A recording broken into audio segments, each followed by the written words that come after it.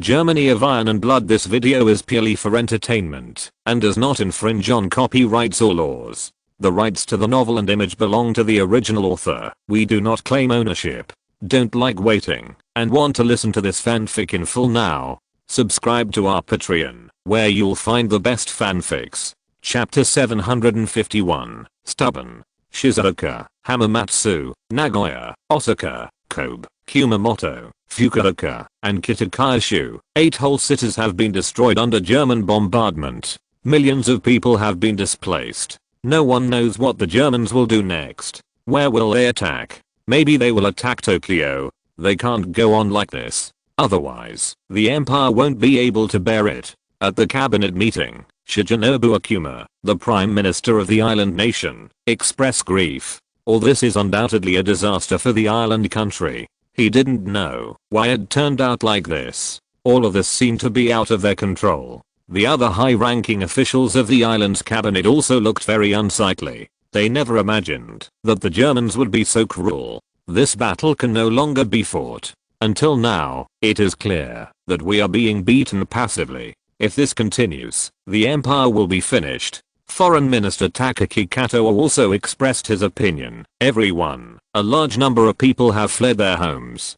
Now, life is not settled. There is also a problem with the domestic food supply. If it continues, a large-scale famine is very likely to break out. Minister of Agriculture and Commerce Arikana Take said. Okarichi Nasuke and Yatsushiro Kurooi both looked very ugly. They could vaguely feel that the other ministers were already very dissatisfied with the military's insistence on not compromising with the Germans. However, Southeast Asia is so rich, if they let them give up like this, they are really unwilling. The land area of the island country is too small, and at the same time, resources are scarce and disasters are frequent. The fertile and rich Southeast Asia is undoubtedly very attractive to them. After finally eating Southeast Asia into their stomachs, how could they let them give up at this time? Everyone, the reason why we advocate continuing to occupy Southeast Asia is also for the sake of the future of the empire. I don't need to say more about the fertility and richness of Southeast Asia. If the empire can occupy Southeast Asia, it will be of immeasurable importance to the empire benefits. I believe that everyone will be able to see this too, said Okarichi Nasuke. Yes, Southeast Asia is indeed very important. However, the problem now is that the mainland of the empire is suffering an unprecedented crisis. If we continue to be stubborn, the mainland is likely to be destroyed. If that is the case, we will die for it, pay a higher price. Once the mainland is gone, and the local industrial base is completely destroyed, even if we occupy Southeast Asia, what can we do? Akuma Shigenobu persuaded. If he can occupy Southeast Asia, of course he will support it without hesitation. But on the issue, in order to occupy Southeast Asia, the price to be paid is too great. This undoubtedly made Shigenobu Akuma have to make a new choice. In this world, there is nothing that does not take risks. If you want to occupy the rich Southeast Asia, you must bear certain risks. Admiral Yoshiro Rakuro said. The Navy and Army of the island country have reached an agreement that this US loan will be used first to develop the Navy. After the Navy regained its strength, it fully supported the Army's outward expansion. Once the Army occupies more overseas colonies, it will in turn feed back the Navy. This allowed the island nation's Navy and Army to put aside their conflicts and start cooperative operations. When the Navy and the Army are united, they can completely control the political situation of the entire island country. Even the Prime Minister and others have no way to compete with them. What if the Germans continue to attack our coastal cities? Our industrial base will be completely destroyed. The Germans are only attacking some big cities now. If they attack those small and medium-sized cities, our losses will be further at that time. The empire will completely fall into the abyss. Akuma Shigenobu reminded. He hopes to let Okarichi Nasuke and Yatsushiro Rakuro know the seriousness of the matter, so as to dispel their stubbornness. Your Excellency, Foreign Minister, didn't the Americans say that it would happen internationally and blamed the Germans for us? Why is there no movement yet? General Yatsushiro Rakuro asked. The US government is preparing. It should be a day or two. Kato Takaki replied. Then we might as well wait a little longer. Wait until the Americans launch, and then look at the situation. If the Germans can retreat because of this, it is undoubtedly the best thing for us, said Okashinosuke. Up to now, none of them seem to have given up on luck. Akuma Shigenobu and others saw this, so they had no choice but to say nothing more. Anyway, it's useless to say more. After Okashinosuke and Yatsushiro Rakuro left, the remaining cabinet ministers all looked unhappy. Your Excellency, the army and the navy have joined forces, and we no longer have the right to speak. Kanatekara looked angry. Originally, the ultimate power in the island's cabinet is the Prime Minister, Foreign Minister, Tibetan Minister, Land Minister and Sea Minister. However, that was when the army and navy checked each other. Now, the navy and the army are united, which greatly increases the strength of the military. If the emperor is a person with high prestige, he may be able to hold it down. However, after the death of Emperor Meiji, the successor Emperor Taisho was simply a person with a brain problem. Such an emperor is simply a puppet. It is simply delusional to expect how much prestige he can have in the hearts of cabinet ministers. Alas, there is no way. The temptation of Southeast Asia is too great. If the empire can occupy Southeast Asia, then we can get rid of the current unfavorable situation in one fell swoop. This will be of great benefit to the entire empire. Good, Akuma Shigenobu said. Southeast Asia is of great significance to island countries. This will solve the bottleneck of the island countries and insert a pair of wings for their development. But it is a pity that it seems too difficult to occupy Southeast Asia now. Germany, which has become the world's most powerful country, will never allow them to get involved in Southeast Asia. This also makes it undoubtedly difficult for the island countries to achieve their goals. However, if you covet something beyond your ability, you will pay a heavy price for it. Kato Takaki said. The navy and the army have gone mad. They want to listen to what others say. Therefore, our persuasion is useless. I hope God Amaterasu can bless us and get through this difficult time safely. Ryujiro Wakatsuki said. All the cabinet ministers of the island country are worried about the future of the island country. Chapter 752. International Condemnation. Gentlemen, the arrogant Germans are killing in the Far East. Their fleet is brazenly attacking island cities. Countless island civilians died in their shelling. This is a trampling on the entire civilized world. The Republic of America, I can't bear it any longer. I hope that the government can issue an announcement immediately, condemning the cruel behavior of the Germans. President Woodrow Wilson said, Your Excellency, it is not difficult to issue such a proclamation. However, we have to be prepared. Once we issue such an announcement, it means that we have already torn face with the Germans. Although it has not yet arrived the situation of military confrontation, but the relationship between our two countries will be completely affected. Secretary of State Bryan reminded. Yes, Your Excellency, this will make our relationship with the Germans even worse. However, we and the Germans are already destined to be enemies, so what is there to worry about? President Wilson said. Gentlemen, it is impossible to achieve peace between us and the Germans. The Germans want to be the world hegemony, the real hegemony. They will try their best to suppress other countries. Unfortunately, the United States of America is the second, therefore, I can be sure that we will inevitably become the target of their suppression. In this case, why can't we take the initiative to attack? In that case, perhaps our chances of winning will be better. President Wilson continued. I support His Excellency the President's opinion. We have now started to prepare for war with all our strength. Of course, we are not as strong as the Germans in terms of military strength. But, don't forget that the Germans are not only our enemy. Their enemies are almost all over the world. The whole world. Making too many enemies will be the biggest mistake of the Germans. In future wars, they will suffer from it. War Secretary Garrison said. I agree with Your Excellency the President. Secretary of the Navy Daniels also said. Well, if this is the case, then I have no objection. Let's do it. Bryan said.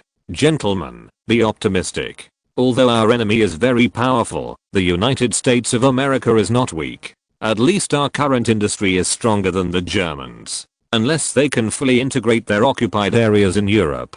Otherwise, it is impossible to surpass us in industry. And it is not so easy to integrate those occupied areas. Therefore, the Germans have nothing better than us except for their military strength. And if they make too many enemies, they will definitely lose to us in the end. As long as we can defeat the Germans, then we will be able to become the future world hegemony, President Wilson said.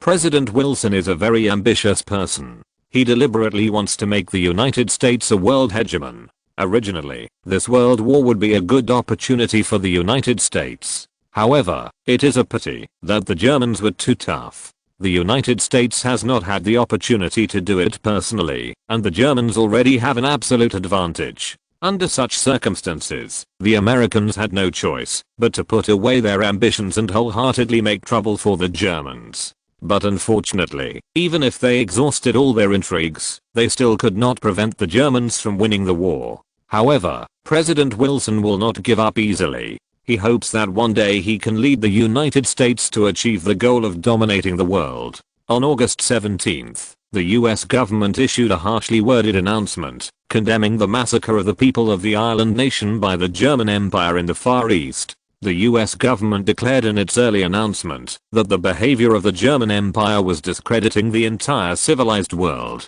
Ask other countries and peace-loving people all over the world to put pressure on the German Empire and let the German Empire stop its atrocities. US Secretary of State Brian even summoned the German ambassador to the US to protest to the German government on behalf of the US government. However, the German ambassador replied that this is Germany's internal affairs and the United States has no right to interfere. As for the war that broke out between Germany and the island country, it doesn't matter to the United States. If the United States wants to get involved, it is very simple. Just declare war on Germany. The tough attitude of the German ambassador made it impossible for US Secretary of State Brian to say a word. If he could, he would have asked the government to declare war on Germany. But he knew that declaring war was no child's play. Once the war between the two countries really breaks out, the consequences will be very serious. Therefore, it is impossible for the US government to put pressure on Germany. It was countless idle people who were hurting their eggs. After learning about the US government's announcement, they were affected and began to put pressure on Germany. Ask Germany to stop military action against the island nation. Even some of them are Germans. They seem to have forgotten that the ongoing war has also brought a lot of pain to Germany. The victories that the German army is winning are good for every German citizen. British Prime Minister however Winston Churchill also took this opportunity to make a speech, accusing the cruelty of the Germans, claiming that if Germany wins the war, it will be a disaster for the whole world, calling on the world to unite and deal with the Germans together. There was no national response at all. They may be able to provide moral support to Britain. However, they will never really go to war with the Germans, because they know that it is no different from courting death. It was the people and soldiers of the British mainland who were encouraged and expressed that they would fight desperately against the Germans. Austro-Hungary is an ally of the German Empire, but in this matter, the **** seems to be sitting crookedly. Crown Prince Carol publicly stated at a banquet that the actions of the German Empire had indeed discredited the civilized world. Germany will soon become the victor in this world war and has already gained too many benefits, so it should not kill for it. Of course, Crown Prince Carol's statement cannot represent the opinions of the entire Austro-Hungarian Empire. After all, although Emperor Franz Joseph I of Austria was seriously ill, he was still persisting and could drag on for a while. Therefore, the will of the Austrian Emperor Franz Joseph I is the will of the Austro-Hungarian Empire. No matter what happened to the Crown Prince Carol, he had to wait until after the death of the Austrian Emperor, and after he inherited the throne, he could gradually change the relationship between the Austro-Hungarian Empire and the German Empire. However, this can also show that the relationship between Germany and the Austro-Hungarian Empire has indeed come to an end. Chapter 753, Public Opinion Strikes Back. Protest against the massacre of innocents by the army. Immediately recall the expedition fleet. Outside the palace, dozens of protesters were holding signs to express their demands. Qin Tian stood in his office and could clearly see these people. Even their voices can be heard clearly. In order not to be affected by his work, he even had to close the windows. However, Qin Tian did not expect that, as the emperor of the empire, he would be protested one day. From the perspective of China's thinking, this is undoubtedly unimaginable. After all, in the East, the emperor kept his word, and whoever dared to resist the emperor would be beheaded. However, in the West, it is different. Since the people have the right to protest, they don't care whether the object of the protest is the emperor or not. Of course, Qin Tian was also very upset when he was protested for the first time. He called the ministers of the empire to discuss countermeasures. Your Majesty, almost all the international voices are condemning us now. However, only the United States and the United Kingdom have made their stance clear. Others are mostly private people. Foreign Minister Wahid said. Qin Tian nodded. The empire is about to defeat Britain and become the hegemon of the world. Of course, those countries don't have the guts to protest against the empire. But, are those folks just idle? What does war have to do with them? Your Majesty, there are always many self-righteous people in this world. They think that only they are righteous and noble. Although, don't pay too much attention to them. However, if they are allowed to smear the the international image will definitely be affected by this, said Prime Minister below. Then, we can't sit still. We have to fight back. Qin Tian said. Your Majesty, those are civilians. If we attack them, it will be even worse and cause larger protests. Marshal Earl Tirpitz reminded. Of course we don't attack them. Americans and British dance very happily, so let's attack them. Qin Tian said. Your Majesty, our preparations for war against Britain have been completed, and we can start soon. However, we cannot choose against the United States. The current situation may not allow us to do so. Marshal Falkenhayn said. Of course it's not a declaration of war on them. Don't the Americans want to discredit us? Then we should also attack them in this regard. After all, the Americans have a lot of black history. When they first landed on the American continent, but accepted the gifts from the Indians. However, when they gained a firm foothold in the American continent, they immediately turned their faces and launched a large-scale massacre of the Indians. This made tens of millions of Indians, and now only hundreds of thousands of people are lingering on the reservation. In terms of brutality, which country can compare with the Americans? Qin Tian said. After hearing Qin Tian's words, everyone's eyes lit up. Indeed, the Americans can discredit the German Empire, and they can also launch a counterattack in this regard. Under the Americans' buttocks, there is also a pile of shit. Your Majesty is right. We will fight back against the Americans from this aspect. The British also did a lot of cruel things in the Age of Discovery. They played pirates at first, and even participated in the slave trade. The colonies, many people have been killed by them, but they are full of bad deeds. We can also fight back against them from this aspect. Prime Minister below said. Very well, let's do this. Qin Tian nodded. Qin Tian didn't care about these countries and the so-called folks. Those countries are undoubtedly hostile to the German Empire and want to achieve their ulterior secrets by discrediting the image of the German Empire. And those so-called folks are even more bored. These people are just saying that they are righteous and strict, but in fact, they are useless at all. Your Majesty, what about the Austro-Hungarian Empire?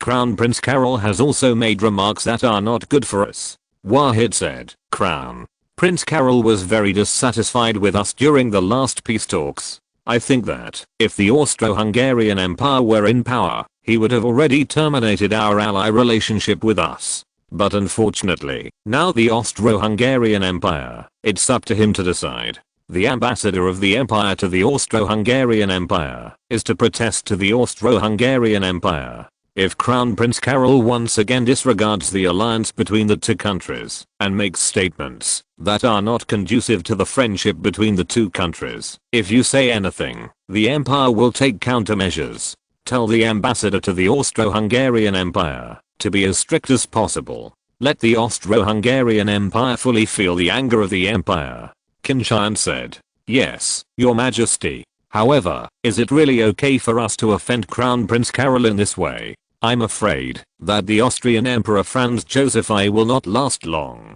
Soon, Crown Prince Carol will become the Emperor of the Austro-Hungarian Empire. Wachter was a little worried. Other military and political ministers of the empire are also worried about this. Does the current German Empire need an ally like Austria-Hungary that can do nothing? What's more, The relationship between Austria-Hungary and the empire has begun to change. We will gradually change from an ally to a competitor. Therefore, we don't need to care about their attitude at all. If Crown Prince Carol ends the relationship between our two allies after he succeeds to the throne, that's just right. We can deal with the Austro-Hungarian Empire in a fair and honest manner. Even Crown Prince Carol's hatred of the empire, it will make it easier for the empire to find an excuse to deal with them, Qin Tian said with a smile. The ministers nodded again and again. A powerful Austro-Hungarian empire is by the side of the empire. For the German Empire, it is indeed not a good thing. If there is a chance to get rid of the Austro-Hungarian Empire and remove this threat, it would be great. Facing the condemnation of the United States and the United Kingdom, as well as the protests of other civil figures, the German Empire immediately launched a public opinion counterattack. The Americans massacred the Indians and the British massacred the people of the colonies, all of which were revealed. For a while, the two sides started a war of words. However, this has no practical significance at all. It is the people in Germany who originally disagreed with the behavior of the empire, but after knowing that the Americans and the British are not good birds, they immediately died down. As long as the country can be stable, Qin Tian is already very satisfied.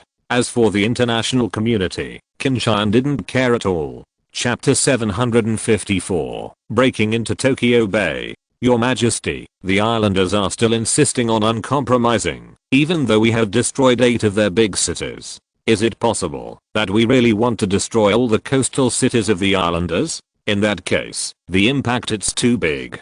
Marshal Earl Tirpitz asked. Everyone found that they all seriously underestimated the degree of paranoia of the Germans. Originally, they thought that the islanders would succumb soon. Especially after their navy was wiped out, it seemed there was no other way but to submit to the German Empire. However, to everyone's surprise, the islanders are still gnashing their teeth. It's unrealistic to destroy all the coastal cities of the island country. In that case, we will truly become synonymous with murderous demon kings. Qin Tian shook his head.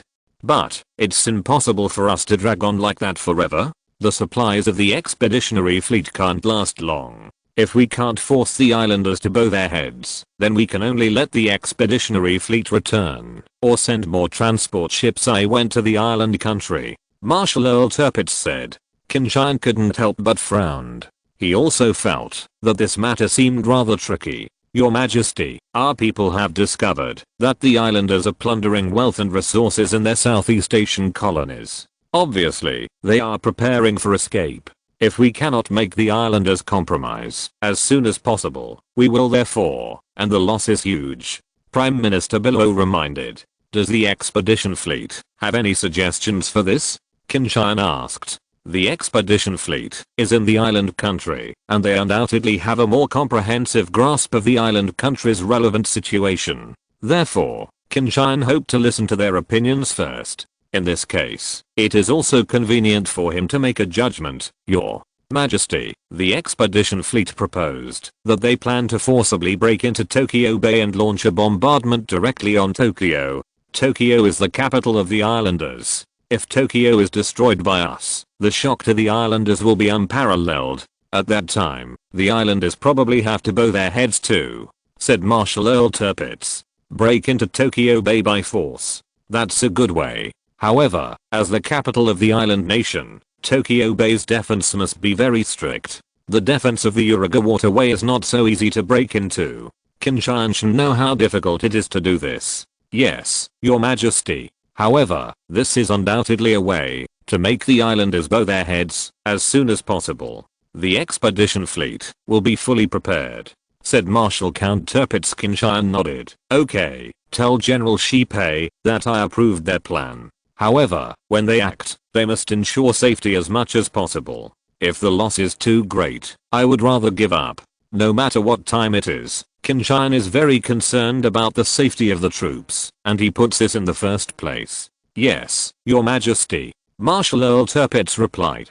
Sagami Bay, the main force of the German expeditionary fleet, has all gathered here. After they destroyed Kitakyushu, the Discovery Islanders still didn't give in. Vice Admiral Spee ordered the fleet to return to Sagami Bay. At the same time, He sent a telegram to the country, hoping that the country would agree to his plan. "Have you got the safe route for the Uriga waterway?" Lieutenant General Spedy asked. "General, it is very difficult. We can only send seaplanes and destroyers to test it out quietly. At present, we have barely found a relatively safe channel. But whether it is 100% safe or not, we cannot guarantee it." Mao Fu, the Major General, said with a serious face. Lieutenant General Shipei nodded. He naturally knew that it was impossible to be 100% sure of anything. "Let our most powerful Mackensen-class battlecruiser open the way. The powerful defense of the Mackensen-class battlecruiser may be able to withstand the power of a mine explosion." Lieutenant General Spee said. "General, the Mackensen-class battlecruiser is indeed strong in defense. If it is only hit by a mine, it will not be a big problem. Even if the armor is penetrated, it will not cause too much damage to the battleship. Of course, it would be very difficult to tell if the mines were continuously touched," Major General Mao Fu said. Although Lieutenant General Spedy knew it was a bit risky, he still planned to try this method. "General, in addition to the mines deployed by the islanders, we also have to worry about the coastal defense batteries deployed by the islanders on both sides of the Uriga waterway. The turret is undoubtedly the most advanced. The main gun with the largest caliber has reached 305mm. Our battle cruisers have rough skin and thick flesh, so they can withstand it. However, those light cruisers and destroyers, I'm afraid it will be very difficult," Major General Mao Fu reminded. "Indeed, this is a problem. However, we can let the battle cruisers pass through the Uriga waterway first, and then let the light cruisers and destroyers pass quickly. Or, when the battle cruisers pass through the waterway, we can suppress the shore of the islanders. Anti-batteries create conditions for light cruisers and destroyers to pass through the waterway." Lieutenant General Spee said. Major General Mao Fu nodded. "This should be able to play a certain role. However, once we enter the Gulf of Tokyo, we may have to face the attack of the destroyer formation of the islanders. I believe that at that time, they will definitely be brave. It's a deadly attack. Therefore, once our fleet enters Tokyo Bay, we must immediately guard against this. Well, the islanders should not have many destroyers left now. If we can launch a surprise attack, by the time they react, we have already entered the Uriga waterway. In that case, our danger will not be so great already." Lieutenant General Spee said. "Yes, General. Now that it's ready, let's launch it tomorrow morning. This time, we must pass through the Uriga waterway and enter Tokyo Bay. Let the islanders know what will happen if we offend the Empire. Once Tokyo is destroyed by us, I don't believe that the islanders have the courage to persevere." Lieutenant General Spee said. "Yes, General." Major General Mao Fu nodded.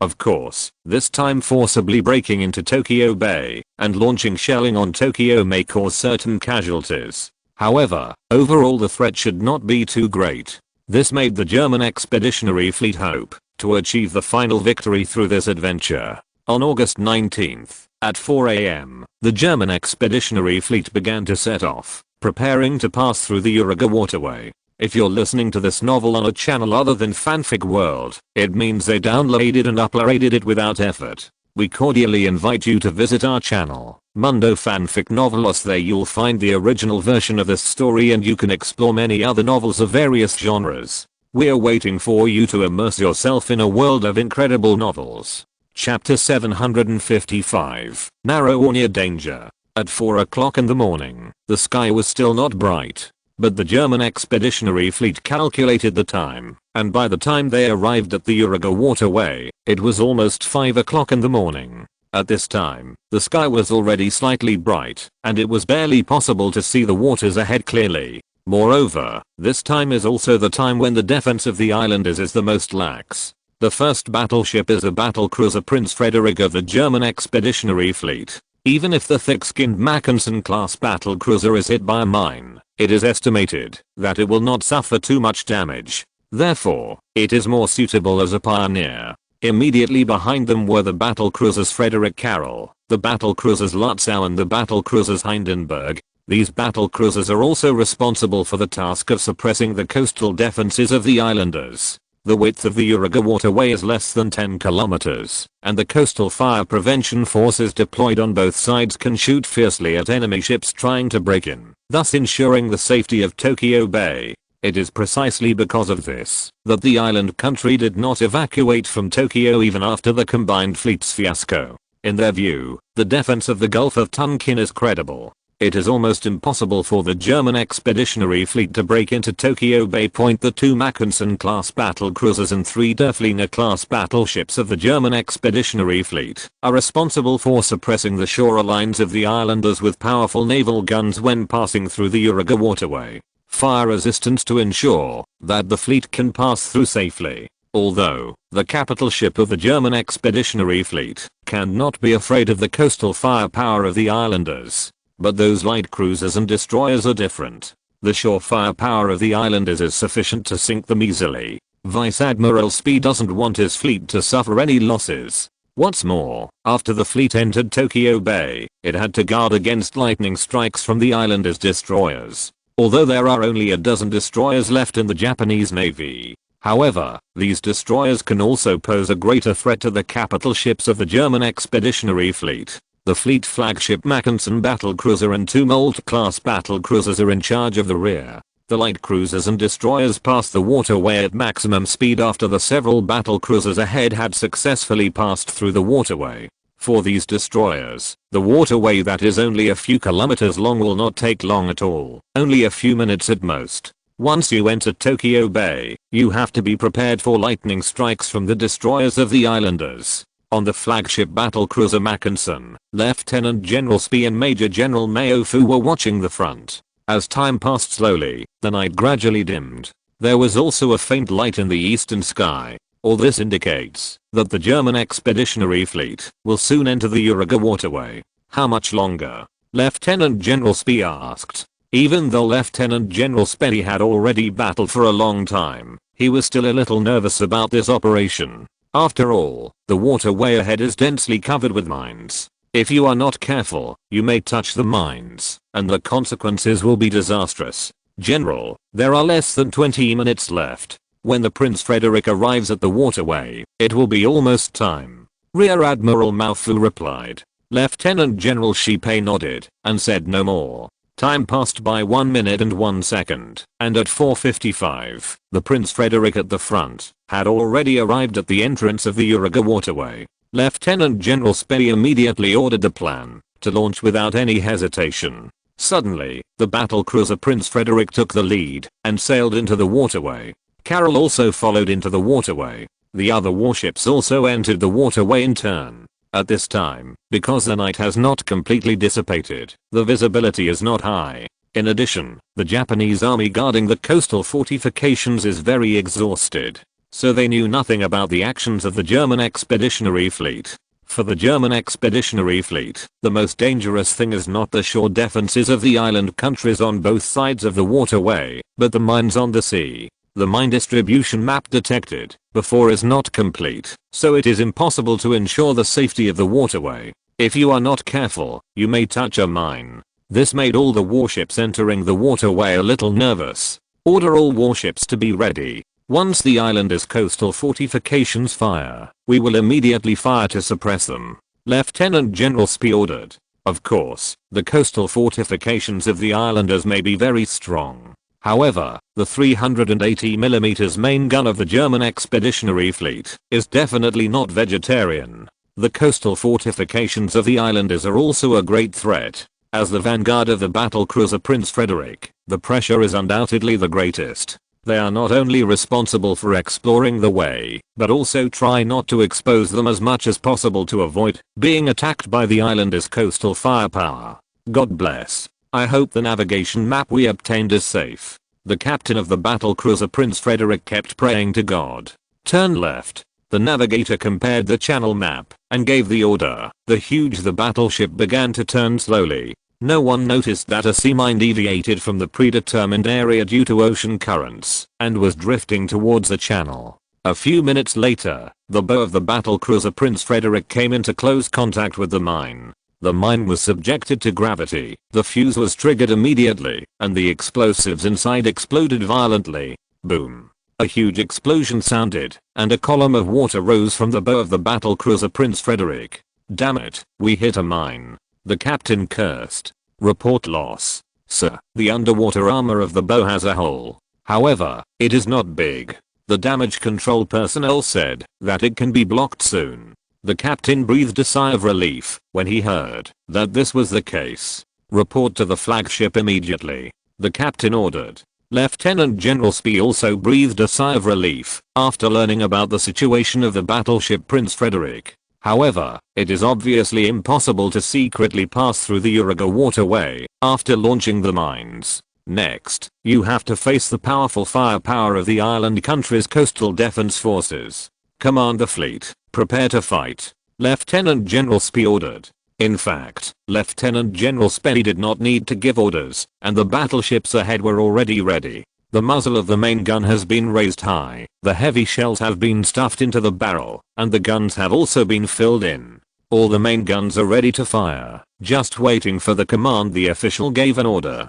Chapter 756, Break-in. Boom. The violent explosion woke up the coast defense forces of the island country at the same time. The siren sounded in the barracks of the island country's coastal defense force. Countless island country soldiers wearing loincloths rushed out of the barracks frantically and poured into the position, preparing to attack the enemy. Boom. Boom. Boom. The battleships of the German Expeditionary Fleet, which was slowly passing through the Uruguay waterway, began a fierce shelling. One after another, the artillery shells roared and smashed into the positions of the island country's coastal defense forces. Boom.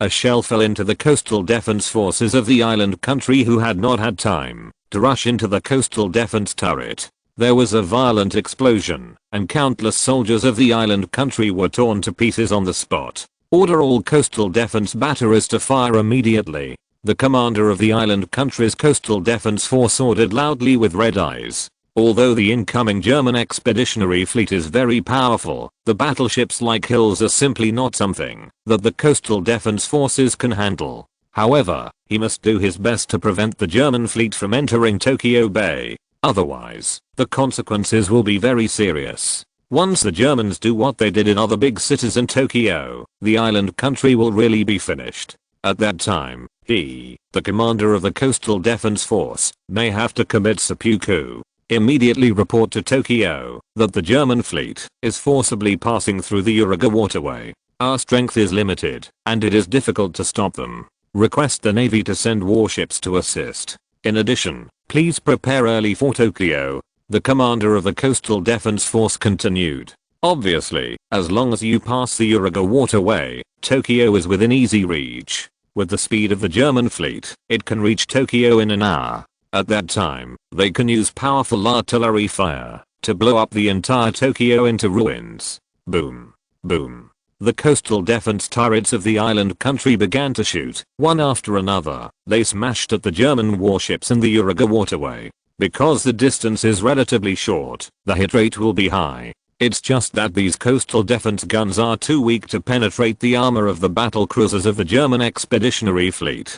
Boom. A 280mm artillery shell hit the battlecruiser Prince Friedrich. However, the shell exploded before penetrating the waterline armor of the battlecruiser Prince Frederick and did not cause any damage to the battlecruiser at all. Immediately afterwards, a 305mm artillery shell hit the battlecruiser Frederick Carroll, and a large hole was blown out of the deck of the battleship, causing a fire. However, such injuries are nothing to a huge battlecruiser. The main guns of the battlecruisers of the German Expeditionary Fleet are also suppressing the coastal defense positions of the island country. The 380mm armor-piercing projectile has extremely terrifying armor-piercing capabilities. Boom. A 380mm armor-piercing projectile hit a fort of the island's coastal defense force, and the 2-meter thick reinforced concrete layer resisted the projectile. However, more than half of it was blown up. At the same time, the powerful impact of the shell explosion directly killed the island artillery in the fort.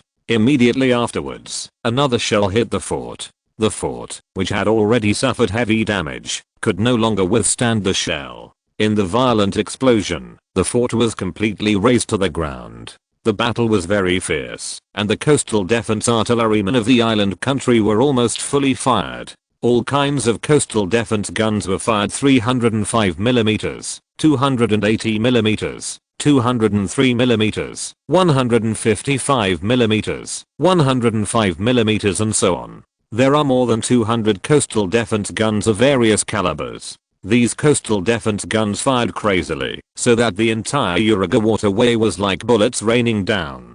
The shells exploded continuously in the Uraga waterway, splashing up jets of soaring water, as if the sea water in the entire waterway was boiling. Among the violent explosions, many mines deployed by the navies of island countries were also detonated, which reduced the difficulty for the German expeditionary fleet to pass through the waterway. Although the battle cruisers of the German expeditionary fleet were constantly hit by shells, they were not able to cause serious damage to them. On the contrary, it was the counterattack of the German expeditionary fleet that destroyed a lot of the island country's coastal fortifications. Those large caliber coastal defense guns were protected in thick forts, and not many were destroyed. However, those small caliber coastal defense guns are almost all exposed. Many were destroyed. This has caused the strength of the island country's coastal defense forces to decline rapidly.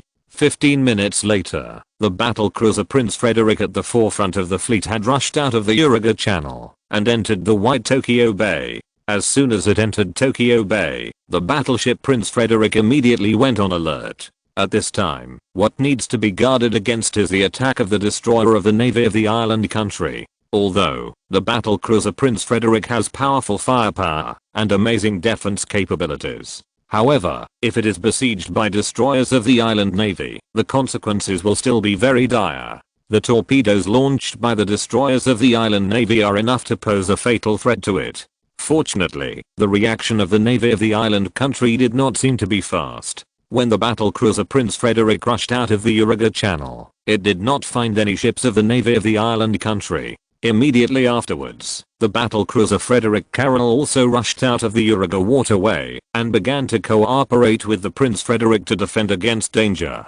The battle cruiser Derflinger, the battle cruiser Lutzow, and the battle cruiser Hindenburg all passed through the waterway one after another. Although the hull left a lot of scorched black after the explosion of the shells, overall, it hardly suffered much damage. General, the 5 battle cruisers in front have safely passed through the waterway. Major General Maufu reported excitedly. Very well, order the light cruiser formation and destroyer formation to pass through the waterway immediately.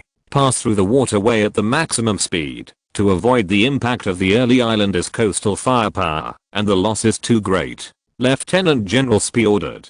Light cruisers and destroyers do not have the perverted defenses of battle cruisers. The coastal defense guns of the islanders are enough to sink them. The only thing that can make them avoid danger as much as possible is to speed up.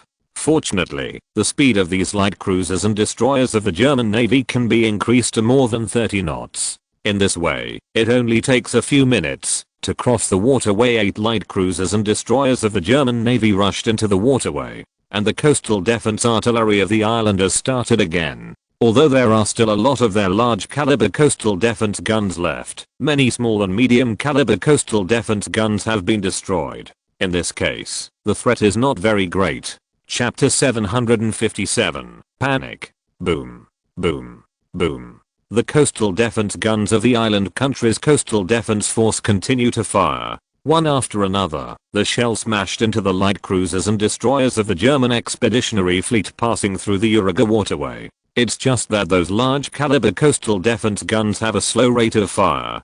Facing the high-speed German light cruisers and destroyers, the hit rate is very low, and they can only watch those light cruisers and destroyers pass through the waterway. Boom. A 280mm coastal defense artillery shell hit the destroyer V-40 passing through the waterway. Naturally, a destroyer with a displacement of less than 1,000 tons cannot be expected to have any thick armor. Experienced shells penetrated the hull and exploded inside. The huge power almost blew up the destroyer in two. A large amount of seawater poured into the battleship from the hull, causing the battleship to sink rapidly.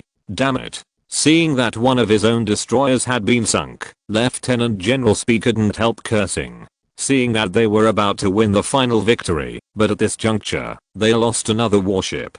However, such a loss is nothing to the German expeditionary fleet. They can also afford to lose. As long as Tokyo can be destroyed in the next battle, the islanders will be forced to surrender. Well, they win. The luck of the coast defense force of the island country seems to have come to an end here. After they sank the destroyer V-40, they had no other results. The light cruiser formation and destroyer formation of the German Navy were able to pass through the Uraga waterway smoothly and entered Tokyo Bay. Let's go to. We have won this battle, there is no doubt about it. Lieutenant General Spelly looked confident. The Uraga waterway is the last obstacle preventing the German expeditionary fleet from winning. Now, this difficulty has also been overcome by them. Then, the next battle will naturally go very smoothly. Lieutenant Admiral Spee took the flagship battlecruiser Mackensen, together with the battlecruisers Goeben and the battlecruiser Sedlitz, and finally entered the Uraga waterway. Although, the coastal defense guns of the island nation's navy are still firing fiercely. However, their shelling, like the last struggle, was in vain. This posed no threat at all to the 3 battlecruisers of the German expeditionary fleet. At most, it is to add some minor injuries to these warships. When the German expeditionary fleet passes through the Uraga waterway and enters Tokyo Bay, it will cause unimaginable damage to the islanders. After the German expeditionary fleet broke into the Uraga waterway and was trying to pass through the waterway, it accidentally touched a mine and caused an explosion, which made the island nation's coastal defense forces discover the situation. They immediately reported to Tokyo. General Yatsushiro Rokuro, Minister of the Sea of the island country, was called up from the warm bed. General Yatsushiro Rokuro, whose sleep was affected, was very annoyed. However, General Yatsushiro Rokuro was stunned when the secretary told him what happened. "Bagger, what's going on here? Didn't we deploy a large number of mines in the Uraga waterway? How could the Germans break into the Uraga waterway? Aren't they afraid that their warships will touch the mines and destroy their ships? Was the battleship blown up?" Admiral Yatsushiro Rokuro asked with a dark face. Admiral Yatsushiro Rokuro knew that once the German fleet broke into Tokyo Bay, it would be a disaster for the people of the island country living in Tokyo, as well as for the entire island country. There was no doubt that the Germans would open fire on Tokyo. Tokyo will be destroyed by the Germans like other cities destroyed by the German fleet. Your Excellency, no one knows what the Germans think. But what is certain is that they have really done this. And they are about to succeed. The secretary looked anxious. Send a telegram to the Yokosuka Naval Base and ask them to immediately send all our destroyers to attack. This time, the Germans must be stopped. Otherwise, we will be finished. Admiral Yatsushiro Rokuro ordered. "Hi, Your Excellency." The secretary nodded and immediately went to give the order. "Come on, call the Prime Minister's office and tell the Prime Minister that the Germans are about to break into Tokyo Bay. We must prepare early." General Yatsushiro Rokuro put on his clothes immediately after he finished speaking and asked someone to drive to the Prime Minister's office. There is no doubt that the German expeditionary fleet broke into Tokyo Bay, which is a big event for the entire island country. If you are not careful, a disaster will happen. After Prime Minister Shigenobu Akuma received the notification from Admiral Rokuro Yatsushiro, he felt like a bolt from the blue. Damn, what did those guys in the Navy do? Didn't they say that the defense of the Uraga waterway would be foolproof? How could the Germans break into Tokyo Bay? Don't they know that those Germans are all demons? If they break into Tokyo Bay, Tokyo will be destroyed by them. Akuma Shigenobu roared. "Your Excellency, His Excellency Prime Minister Hei is on his way to the Prime Minister's office." The secretary reported.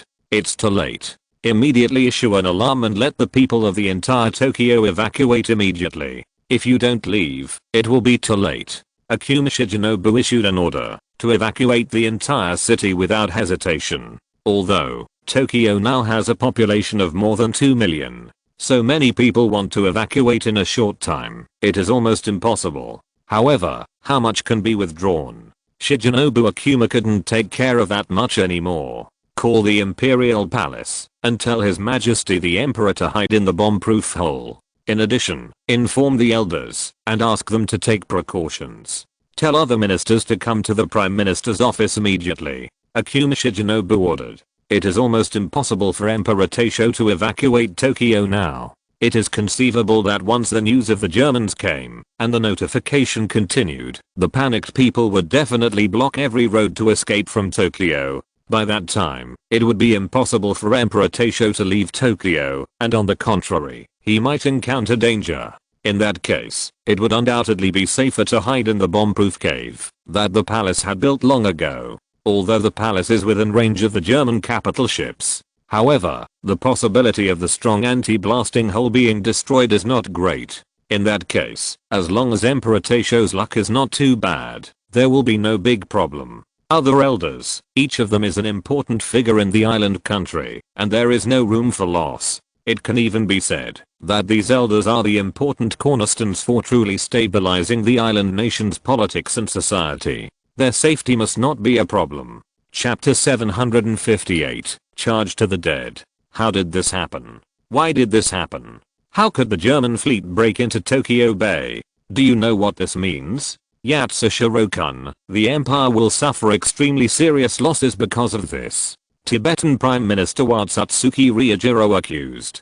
General Yatsude Rakuro's face was livid, and he said nothing, allowing other cabinet ministers to criticize him. He is also very aggrieved, although the Coastal Defense Force is in charge of the Navy. However, he has tried his best to defend the Uraga Waterway. Now, the Uraga Waterway is still being forcibly crossed by the Germans, which is not his reason at all. It's because the Germans are too tough. The German warship detonated a mine when it passed the waterway. Unfortunately, the defense of the German warship was too amazing. Even the mine did not cause much damage to it. Our coastal defense, the troops also launched an attack with all their strength in an attempt to stop the Germans. However, they still failed. The defenses of the German warships are too strong, and our coastal defense guns cannot destroy their defenses at all. Admiral Yatsushiro Rakuro looked very helpless. The other cabinet ministers immediately looked at each other in blank dismay. They didn't expect this to be the case.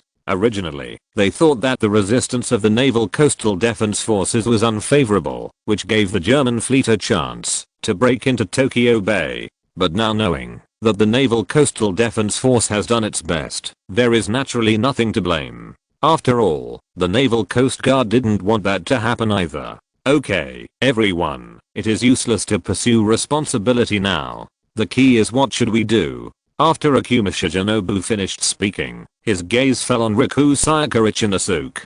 Obviously, the Germans chose to venture into the Gulf of Tokyo just to force the island countries to accept their conditions. If they are willing to accept Germany's conditions and give up Germany's colonies in the Pacific Ocean, as well as Southeast Asia, this disaster may be avoided. Now, the biggest resistance preventing the island government from accepting the conditions of the Germans comes from the army. If the army does not agree, there is nothing to do. Okurichi Inosuke saw everyone staring at him and immediately felt great pressure. Everyone, Southeast Asia is the foundation of the revival of the empire. We must not hand over Southeast Asia. Veterans, we will not agree. Okurichi Inosuke said bravely. However, Tokyo is the capital of the empire. If Tokyo is destroyed by the Germans, the consequences will be even more serious. Foreign Minister Takaki Kato accused. If Tokyo is destroyed, we can still rebuild it. If Southeast Asia is lost, it will be almost impossible to regain it.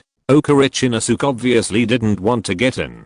Prime Minister Shigenobu Akuma couldn't help sighing. Those guys in the army are really hateful. Their greed will harm the entire island nation. In addition, Akuma Shigenobu also knows that, as long as Yamagata Utomo and Ashanan do not compromise, Okurichi Inosuke will not let go anyway. I have issued an order to let our remaining destroyers attack the Germans. However, I'm not at all sure whether they can withstand the German attack. Admiral Yashiro Rakuro said. The ministers of the island's cabinet know that this order by Yatsushiro Rakuro is completely for the destroyers of the island navy to die. However, this is impossible. The Germans are too powerful, and the island navy, whose main force has almost been lost, is no match for the Germans at all. Even if those destroyers are equipped with torpedoes, it is estimated that they will not play a big role. Yokosuka Naval Base. Here is an important base for the combined fleet. Almost all the battleships defending Tokyo are concentrated here.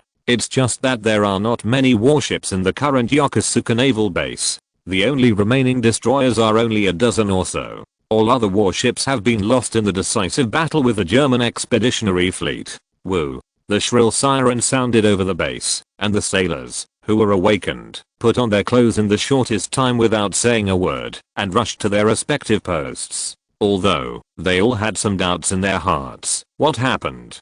However, the long-term training has made their movements not slow at all. Everyone knows that the main force of their navy has been wiped out by the German expeditionary fleet, which means that they no longer have the strength to fight the German expeditionary fleet. Many people think that they may not have the opportunity to go to sea to fight again. However, the sudden alarm sounded a little more variable. The sound of the sirens not only made the sailors feel a little worried and frightened, but also made them feel a little excited. Warriors, the despicable Germans have broken into the Uraga waterway, and those idiots of the Coastal Defense Force can't stop them at all. Therefore, our superiors ordered us to attack immediately and use our torpedoes to destroy the German warships that broke into Tokyo Bay. All were sunk. Think about it, if the Germans are allowed to break into Tokyo Bay, they will definitely destroy Tokyo just like other cities. Many of our compatriots have already died in the hands of the Germans. No more people can be killed. So, even if we risk our lives, we must stop the Germans. The general of the Yokosuka base said to all officers and soldiers through a loudspeaker. He successfully inspired the morale of these sailors, and everyone did not want Tokyo to be destroyed by the Germans.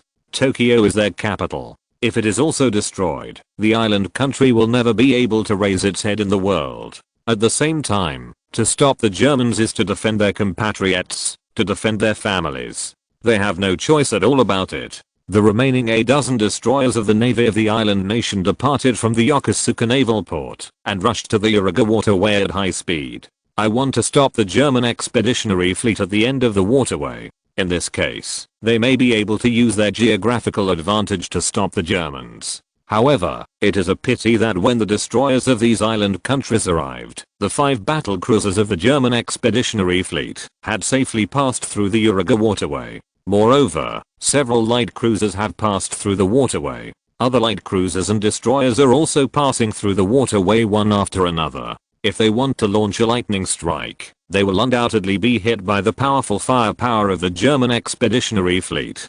To successfully sink the warships of the German expeditionary fleet, the degree of difficulty is very high. Even so, the commander of the island nation's navy gave an order to attack. More than a dozen island nation destroyers rushed towards the German expedition fleet quickly. Chapter 759. Shelling Tokyo. Increase the speed. Increase the speed to the maximum. Captain Tsukamoto Kakuma, the captain of the destroyer Heir of the Japanese Navy, gave the order with a grim expression. Lieutenant Katsushige Tsukamoto knew that this attack was almost a narrow escape. However, for the safety of Tokyo, they must find a way to sink all these German warships. Otherwise, Tokyo will be destroyed by these Germans. The captains of the destroyers of the navy of other island countries almost all launched the attack with such a death mentality. This time they really put life and death aside. They just wanted to sink the German warship and defend Tokyo. More than a dozen destroyers of the navy of the island nation rushed towards the German expeditionary fleet like arrows leaving the string.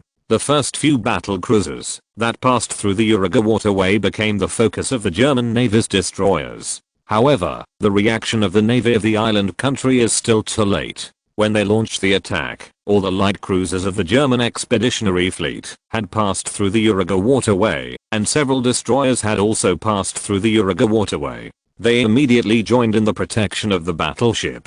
Fire! Sink the island destroyer! Under the officer's order, the German expeditionary fleet launched a counterattack. Boom! Boom! Boom! The battle cruiser's 380mm main gun, 150mm secondary gun, 120mm rapid fire gun, the light cruiser's 150mm naval gun, and the destroyer's 88mm naval gun all fired violently. The dense shells enveloped the destroyers of the island navy like a storm. The shells continued to explode around the destroyer, and the splashed water column drenched the destroyer, as if it was soaked. Boom. A 150mm artillery shell hit the destroyer Gale, which was advancing rapidly. A destroyer with a displacement of only a few hundred tons cannot even withstand 150mm shells. A large hole was blown out of the bow deck. At the same time, the forward speed of the battleship was also affected. Bagger. Captain Tsukamoto Katsuma couldn't help but cursed. But then, the shells of the German expeditionary fleet seemed to be more violent, although most of them were small caliber shells. However, such a dense shell is still not something a small warship like the destroyer Gale can bear. The entire hull of the destroyer Gale was blown to pieces, and a raging fire ignited, looking very bad. Just a few minutes later, the destroyer Hailstorm sank into the sea due to severe damage to the hull. The torpedoes carried on the destroyer had no chance of being launched at all, not to mention a threat to the battle cruisers of the German Navy. The destroyers of the navies of other island countries did not end up any better than the destroyer Haifeng. Under the fierce firepower of the German expeditionary fleet, these destroyers were blown up one after another. Especially the destroyer destroyed by the 380mm main gun of the battle cruiser is even more miserable. The power of the 380mm artillery shell is too great. If one shot goes down, the ship will almost be destroyed. The charge of the island navy destroyer formation is very tragic. Even though they knew that they were close to death, none of them were scared, and they were still charging desperately until their battleship was destroyed by the powerful artillery fire of the German expeditionary fleet. In the end, more than a dozen destroyers of the navy of the island nation were all sunk, and none survived. Among these destroyers, only a few had the opportunity to launch torpedoes. It's just that the torpedoes launched in a panic could not pose any threat to the capital ship of the German expeditionary fleet. When the flagship battlecruiser Mackensen of Lieutenant General Spee, commander of the German expeditionary fleet, passed through the Uriga waterway, all the destroyers of the island navy had been wiped out. On the surface of the sea, there are wrecks of warships everywhere, as well as those island soldiers who fell into the water. After the previous decisive battle with the United Fleet, the officers and soldiers of the German expeditionary fleet no longer took the initiative to rescue the island navy soldiers who fell into the water. They knew that after the defeat, the soldiers of the island navy didn't want to live at all. So, there is no need to waste energy rescuing them. General, the remaining destroyers of the island nation's navy launched an attack on us just now. I have to admit that they are very brave. However, I also think they are very stupid. Because their attacks are useless at all. They are just a waste. It's just a few shells from us. It's hard to imagine that those islanders dared to launch such an attack when they knew that our fleet was far superior to them. These islanders have always been like this. It's as if their heads were caught by the door. However, they got used to it later. If it's useless at all, that's not the case. At least, we use the shells in behind them. There are not so many shells used to bombard Tokyo, Lieutenant General Spee said. Yes, General. Maybe the islanders have such an idea, otherwise, I really can't figure out why they would launch a suicide attack on our fleet. Rear Admiral Maofu said. Order the fleet to march towards Tokyo. This time, we will destroy the capital of the islanders. Let the islanders know that, if they do not accept the conditions of the empire, they will pay an unimaginable price. Lieutenant General Spee ordered. Yes, General. Major General Maofu nodded, and immediately conveyed Lieutenant General Spee's order. The fleet approached Tokyo in a guard formation. Being able to destroy the capital of a country is something that every officer and soldier of the expeditionary fleet can be proud of for a lifetime. Of course, the killing behind this is not what they care about. Tokyo, the island cabinet still has not come up with a practical solution. Because of the resolute attitude of the army, it is impossible for Prime Minister Shigenobu Akuma and others to want the island government to accept the conditions proposed by Germany. When an admiral reported the battle situation to Admiral Yatsushiro Rakuro, Admiral Yatsushiro Rakuro's expression suddenly became very ugly. Masters, the Navy's destroyer fleet has been completely destroyed. The Navy has contributed all its strength to this battle. Admiral Yatsushiro Rakuro said. Everyone, the German warship is approaching Tokyo. Everyone should find a place to hide first. Okarichi Nasuke finished speaking and left the Prime Minister's office. The other island cabinet ministers also went looking for hiding places with ugly faces. At 7 a.m., the German expedition fleet arrived at the sea less than 10 kilometers away from Tokyo. Following Lieutenant General Spee's order, the German expeditionary fleet began bombarding Tokyo. Chapter 760, The Emperor of Fear. Boom. Boom. Boom. The three triple-mounted 380mm main guns of the battlecruiser Mackensen fired first, and shells weighing more than 1 ton roared into the downtown area of Tokyo. When a violent explosion sounded in the urban area of Tokyo, it meant that the city was beginning to be destroyed. The other battlecruisers and light cruisers of the German expeditionary fleet also joined the bombardment of Tokyo. Cannonballs roared and flew towards Tokyo. Intense explosions, one after another in downtown Tokyo. One building after another was destroyed in the explosion. Among them, there are many cultural monuments and well-known buildings in the urban area of Tokyo. Amaterasu. The Germans are really calling, run. Countless Tokyo residents fled desperately outside Tokyo City. When the government issued the evacuation order before, it had already caused panic. However, there are still many Tokyo residents who do not want to leave their homes and places where they live and live. However, when the shells of the German expeditionary fleet fell, they had no other choice but to escape. Compared with leaving one's hometown, preserving one's own life is undoubtedly the most important thing. The residents of Tokyo crowded on the roads out of the city, suffered extremely heavy losses under the heavy shelling of the German expeditionary fleet. Often a shell explodes in the crowd, and it will take away countless lives. Boom. Or 380mm artillery shell fell on a street. At this moment, the streets are full of Tokyo residents carrying big bags and small bags, dragging their families with them. The huge power after the shell exploded killed all these islanders immediately. The stumped limbs and arms were flying everywhere. The whole scene is like hell.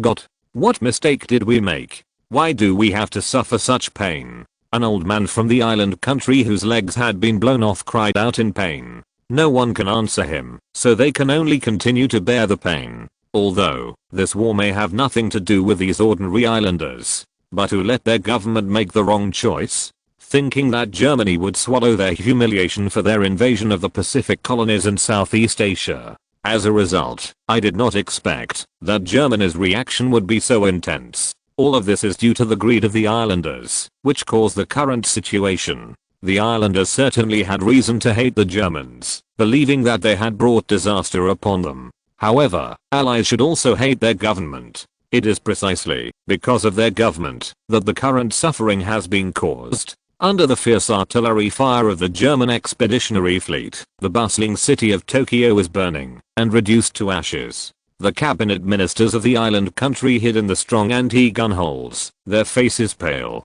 Although, the anti-blasting hole is very strong. However, occasionally they can still feel that the ground seems to be trembling. This is the shells fired by the German expeditionary fleet exploding. Damn Germans, one day we will recover from you 1,000 times the atrocities you have inflicted on the island country, said Luxiango Richinasuk gritted his teeth. However, Shanxun Yapeng and Ashanan who were beside him did not say a word. From the unbearable and guilt that occasionally flashed in their eyes, you can feel their thoughts. Obviously, the two are rushing to the shame of the devastation in Tokyo. If it weren't for their persistence, all this might not have happened in Tokyo. Although their original purpose is also good, it is for the benefit of the island country. However, the final result was not what they expected to see. Perhaps, even they did not expect that everything would evolve into what it is now. Perhaps, we should find a way to end this disaster. Southeast Asia is very important to the empire, but we are not yet capable of occupying this wasteland. Forcibly occupying it there will make us pay an extremely heavy price. Shan County a friend said. Marshal Dashanan nodded. He thought so too. After hearing the conversation between the two, Okarichinasuk wanted to explain something, but he didn't know how to say it, so he had to keep silent. The Germans cannot be allowed to continue like this. Otherwise, the entire empire will be destroyed by the Germans. Now, the Germans seem to have some restraint and only attack our big cities. If their patience runs out, if we directly attack all the coastal cities of the empire will pay an even heavier price, said Akuma Shijinobu. In front of him, sat Koruina and Masayoshi Matsukata. The two are elders, and their status are higher than that of the Prime Minister Shigenobu Akuma. Prime Minister, after the German bombardment is over, we will find time to talk to Mr. Yamagata. Masayoshi Matsukata said. Thank you, Senator. You will save the entire empire. Akuma Shigenobu said excitedly. Akuma Shigenobu is very dissatisfied with the army's forcible occupation of Southeast Asia, which caused the island country to suffer such a catastrophe. However, if he wants to fight against the army, he can only get the support of other veterans. Otherwise, everything will be empty talk. Fortunately, the two elders Masayoshi Matsukata and Koru now still supported him. Although their influence is not as good as Yamagata Yupping, if the two of them support Akuma Shigenobu is still very likely to succeed. Island National Palace, located in Chiyoda, not too far from the coastline. Although, the German Expeditionary Fleet did not cover this area during the initial bombardment. However, the sound of rumbling artillery fires still scared the people in the palace enough. Emperor Taisho, the spiritual leader of the island country, was immediately stuffed into the strongest anti-blasting hole. Bagger. What happened to my country? What happened to the cabinet? How could they let the Germans come to Tokyo Bay? Emperor Taisho looked terrified. His body was trembling slightly, and there was a puddle of water under his feet. If you smell it carefully, you can even smell a smell of urine. Obviously, the great emperor was so scared that he peed his pants amidst the rumbling guns of the German Expeditionary Fleet. However, the attendants on the left and right acted as if nothing had happened at all. Although Emperor Taisho had a problem with IQ, he was not a fool, and he knew his own situation, which made him even more ashamed. At the same time, he hated the incompetent cabinet even more. However, the emperor has no power at all. Even if he was dissatisfied, there was nothing he could do. Chapter 761, Throw in the Towel. Boom.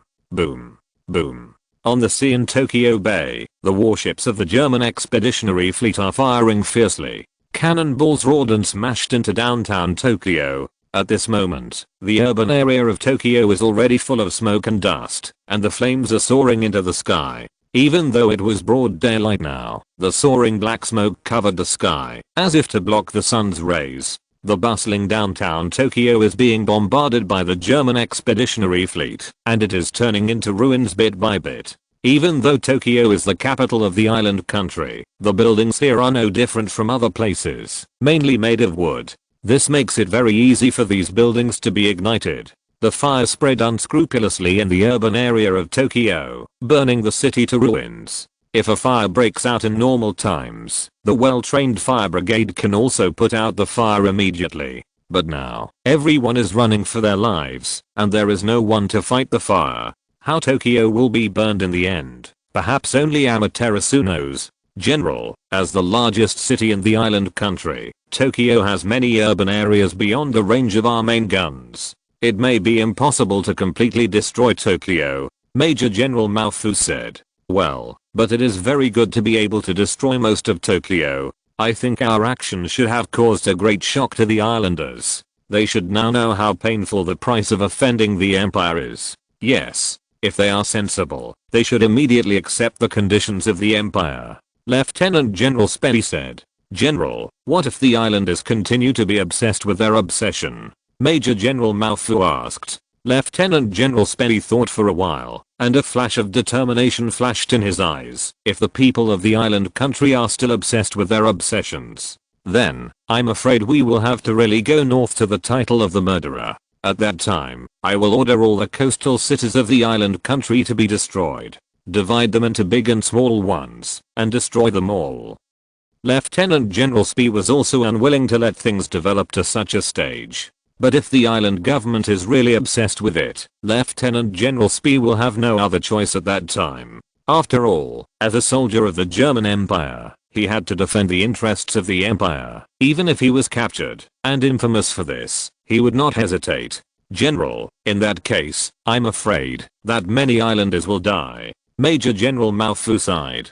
I don't care so much anymore. Letting the islanders die a little more is better than harming the interests of the empire. Lieutenant General Spedy said. Major General Mao Fu nodded. General, maybe we can choose to attack the palace of the islanders. In that case, the effect may be even greater. Attack the palace of the islanders? Lieutenant General Spedy frowned. In order to prevent the conflict between the two parties from developing to the point of irreconcilability, when Lieutenant General Spee made the bombardment plan, he always let the island country's palace go. Because he had served in the east for a period of time, he knew what the emperor meant to the islanders. If their shelling kills the emperor of the island country, then the island countries in Germany are really immortal. General, our bombardment has been going on for a while. I think the emperor of the island country should find a safe place to hide. Even if we bombard the palace of the island country, it is impossible to hurt him. At most, it will scare him. Major General Mao Fu continued.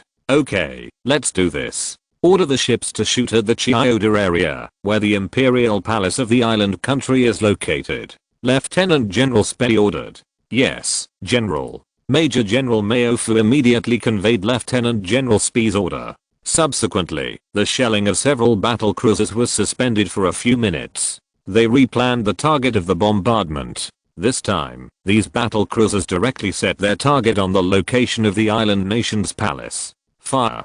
Following the order of the gunner, these battle cruisers fired violently again. One after another, the shells roared and smashed towards the Chiyoda district. Boom. A shell fell into the palace of the island country and shattered a rockery. The scattered stones killed several people. Immediately afterwards, more and more shells fell into the palace, destroying all the buildings in the island country's palace. Those servants and female officials in the palace fled in all directions. They are not qualified to enter the anti-blasting hole to hide, so they can only run around like headless chickens. Whether they can escape or not depends only on whether Godama Terasu blesses them. Emperor Taisho, who was hiding in the bomb defense cave, was even paler. How dare they? How dare they bombard the palace? Emperor Taisho roared angrily. This kind of shell exploded above his head, and the dust from the blast hole kept falling, which made him feel ashamed, and Emperor Taisho almost fainted. He felt how close death was to him at this moment.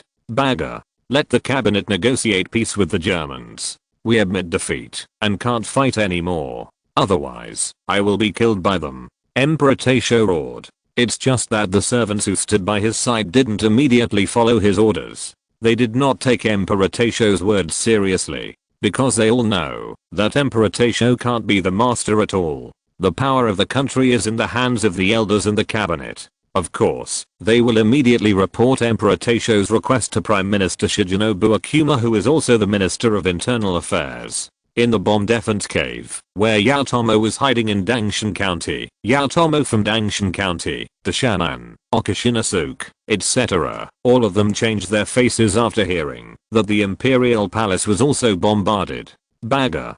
Damn the Germans, they dared to bombard our palace. Are they going to fight us forever? Okarichinasuke was furious. This time, we lost and we can't fight anymore. Since the Germans dared to bombard our palace, it means they dared to bombard all our coastal cities. We can't afford that kind of loss. Shanzian Yapeng said. Dashanan nodded aside. The bomb defense hole where Shigenobu Akuma, Masayoshi Matsukata, and Koru Inao hid. After they learned that the Imperial Palace was bombarded, they were even more mournful. The Germans are too arrogant. They don't take the empire seriously at all, and dare to threaten the life and safety of His Majesty the Emperor. Masayoshi Matsukata was furious. Germany is the most powerful country in the world, and they have the capital not to look down on any country. Koru Inao said. No matter what, this battle can no longer be fought. Even if we want revenge, we have to wait until we have stronger strength. Akuma Shigenobu said. If you're listening to this novel on a channel other than Fanfic World, it means they downloaded and uploaded it without effort. We cordially invite you to visit our channel, Mundo Fanfic Novelos. There you'll find the original version of this story and you can explore many other novels of various genres. We're waiting for you to immerse yourself in a world of incredible novels.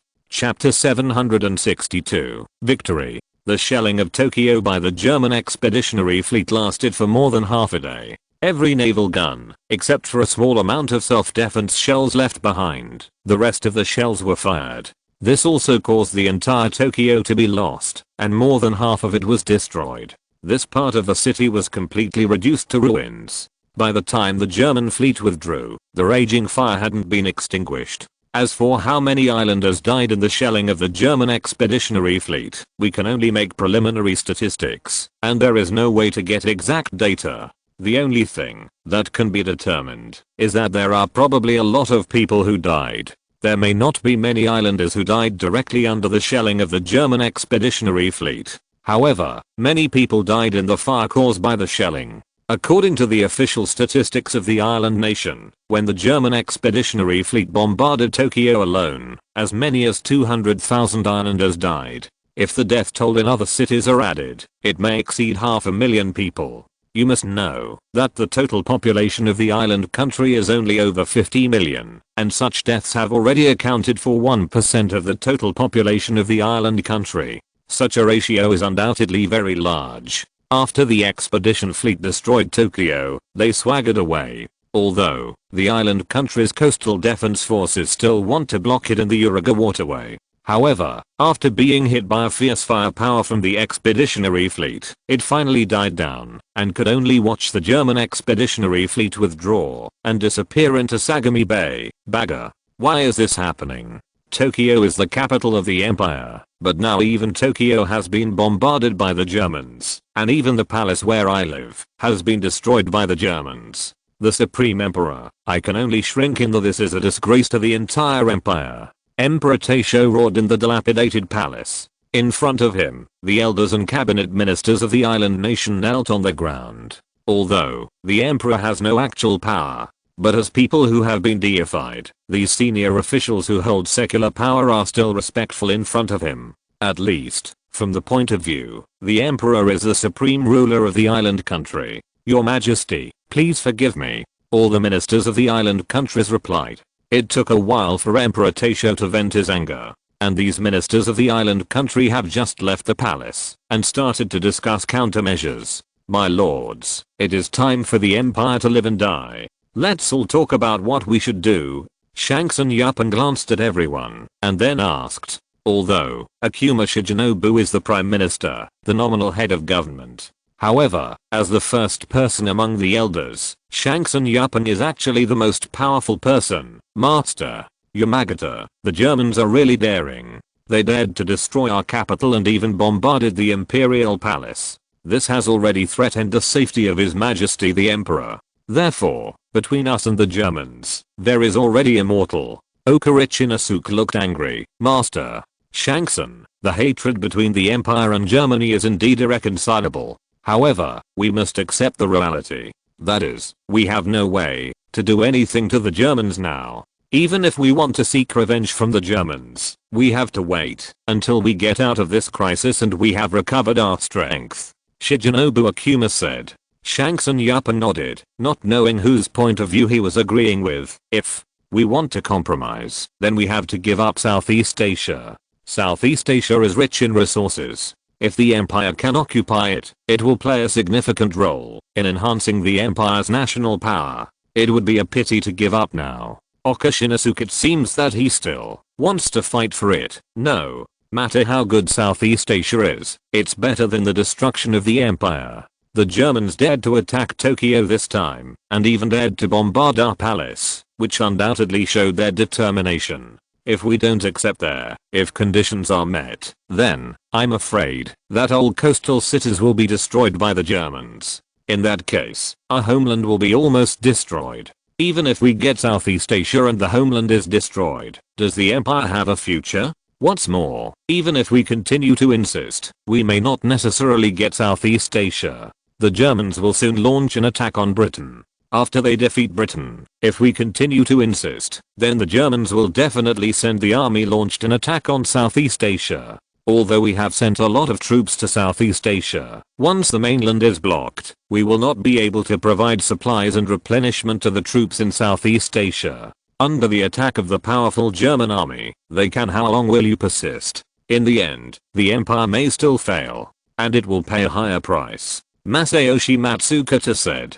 Okurichi Inosuke wanted to refute, but he couldn't find a reason to refute. I had no choice but to keep my mouth shut. What Matsukaze-kun said is very good. It is very difficult for us to keep Southeast Asia. Facts have proved that it is impossible to expand the territory when we are not strong enough. Forcibly doing so will only make the empire taste failure. The bitter fruit. Inaokoru also said, I'm very responsible for this incident. If I hadn't proposed this plan, the empire would not have paid a heavy price for it. Xian Temple Ganwang said, well, I already know everyone's opinions. The Germans have caused heavy losses to the empire this time. Then, they are the eternal enemies of the empire. As long as the empire can regain strength one day, we must not let them go. But this time, the empire is indeed no match for the Germans. For the benefit of the empire and the safety of the people of the empire, we have to compromise with the Germans. Shanksan Yaotomo said, the current concession is to better attack the Germans in the future. Yamagata-kun, there is nothing shameful in this. The empire is worse than the Germans, and it is understandable to be defeated by them. Koru Inao said. Shanksan Yapa nodded. Foreign Minister, contact the Germans. We accept their conditions. Hi, Yamagata-sama. Foreign Minister Takaki Kato nodded. Immediately, the Foreign Affairs Department of the island country contacted Germany, representing the government of the island country, and fully accepted the conditions proposed by Germany. Germany, which has achieved its goals, has no extra problems. Because for Germany, the most important thing at the moment is still to defeat Britain. But no matter what, the first confrontation between Germany and the island country was still a comprehensive victory for Germany. Chapter 763. Be wary of island countries. Your Majesty, the islanders have given in. It seems that General Spee's bombardment of Tokyo is still very effective, and the islanders have been scared out of their wits. Imperial Foreign Minister Vachta smiled. Yes. However, I think the islanders were not frightened by our bombardment of Tokyo, but by the determination shown by General Spee. General Spee not only bombarded Tokyo, but also bombarded the palace. It is estimated that the Taisho Emperor has already peed his pants in fright. The islanders should be very clear that, if they do not compromise, what awaits them will be a more severe blow from the Imperial Expeditionary Fleet. Qin Tian said. Qin Tian knew that the follow-up battle plan submitted by Lieutenant General Shipei was ready to attack all the coastal cities of the island countries. If Lieutenant General Spee really did that, they will make the islanders pay a heavier price for it. It is conservatively estimated that millions of islanders must have died in the shelling. In that case, it is conceivable what kind of heavy damage the island will suffer. However, Qin Tian regretted that the islanders chose to compromise at the last moment. In his heart, he wished that the islanders would continue to be tough. In that case, even if they try to bear some infamy, the islanders will have to pay a heavy enough price for it. The current Qin Tian is the emperor of the German Empire. But the disgust and hatred for the islanders deep in the soul can never be forgotten.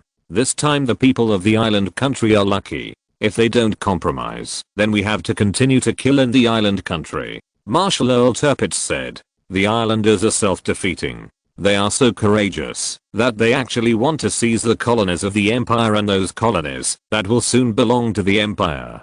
This is simply asking for their own death. If the British have not been completely defeated, it is fully capable of sending hundreds of thousands of troops to Southeast Asia and destroying the troops they deploy there. Marshal von Falkenhayn also said.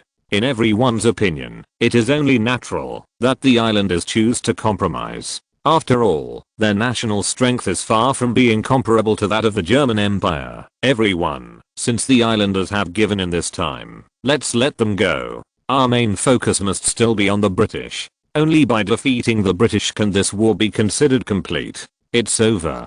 Qin Tian said.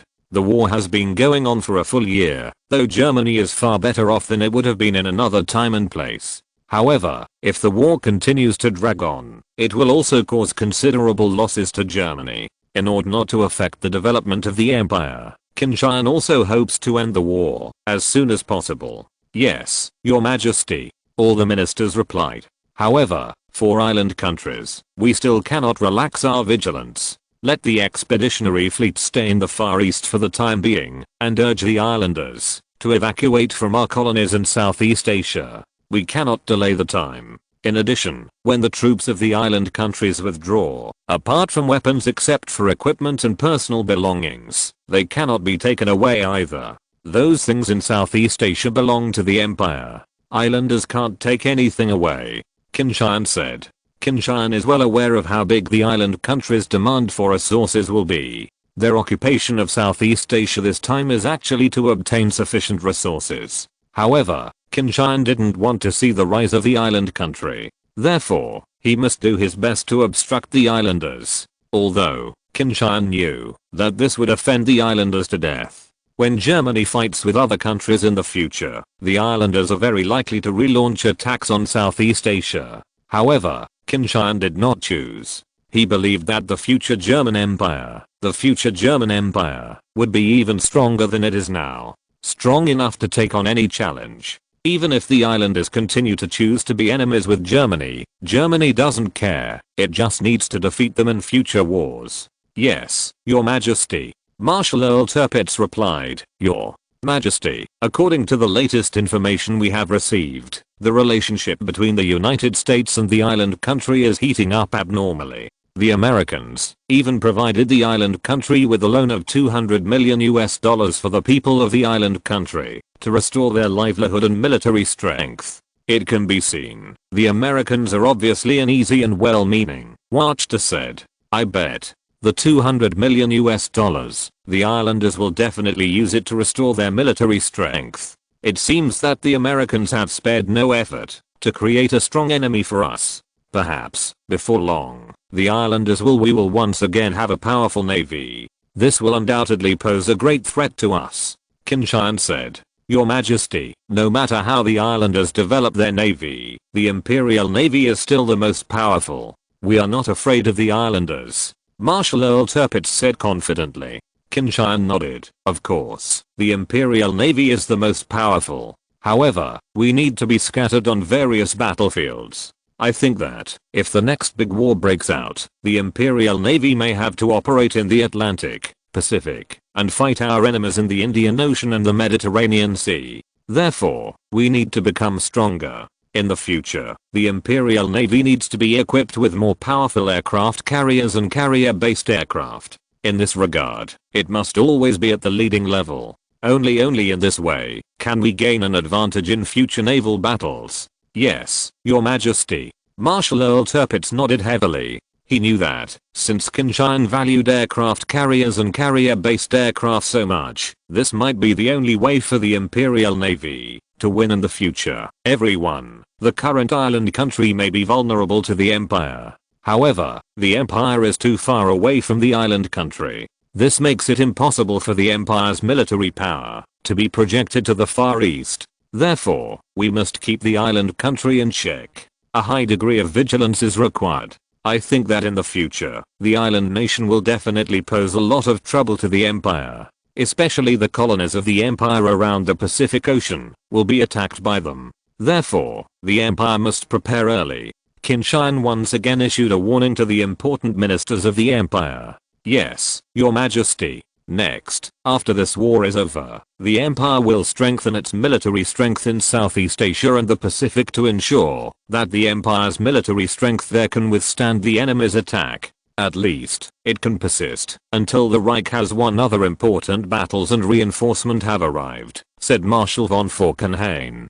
Qin Tian nodded. Because of geographical reasons, Germany in Southeast Asia and the Pacific Ocean may have to take a defensive position at the beginning. Chapter 764. The Last Enemy. The island people have been beaten to the ground for the time being. Although there will definitely be a decisive battle with the island people in the future. But at least the island people will be more honest in a short time. Qin Tian stood in the office, looking at the wall-hanging world map. Now his favorite thing to do is to read the map.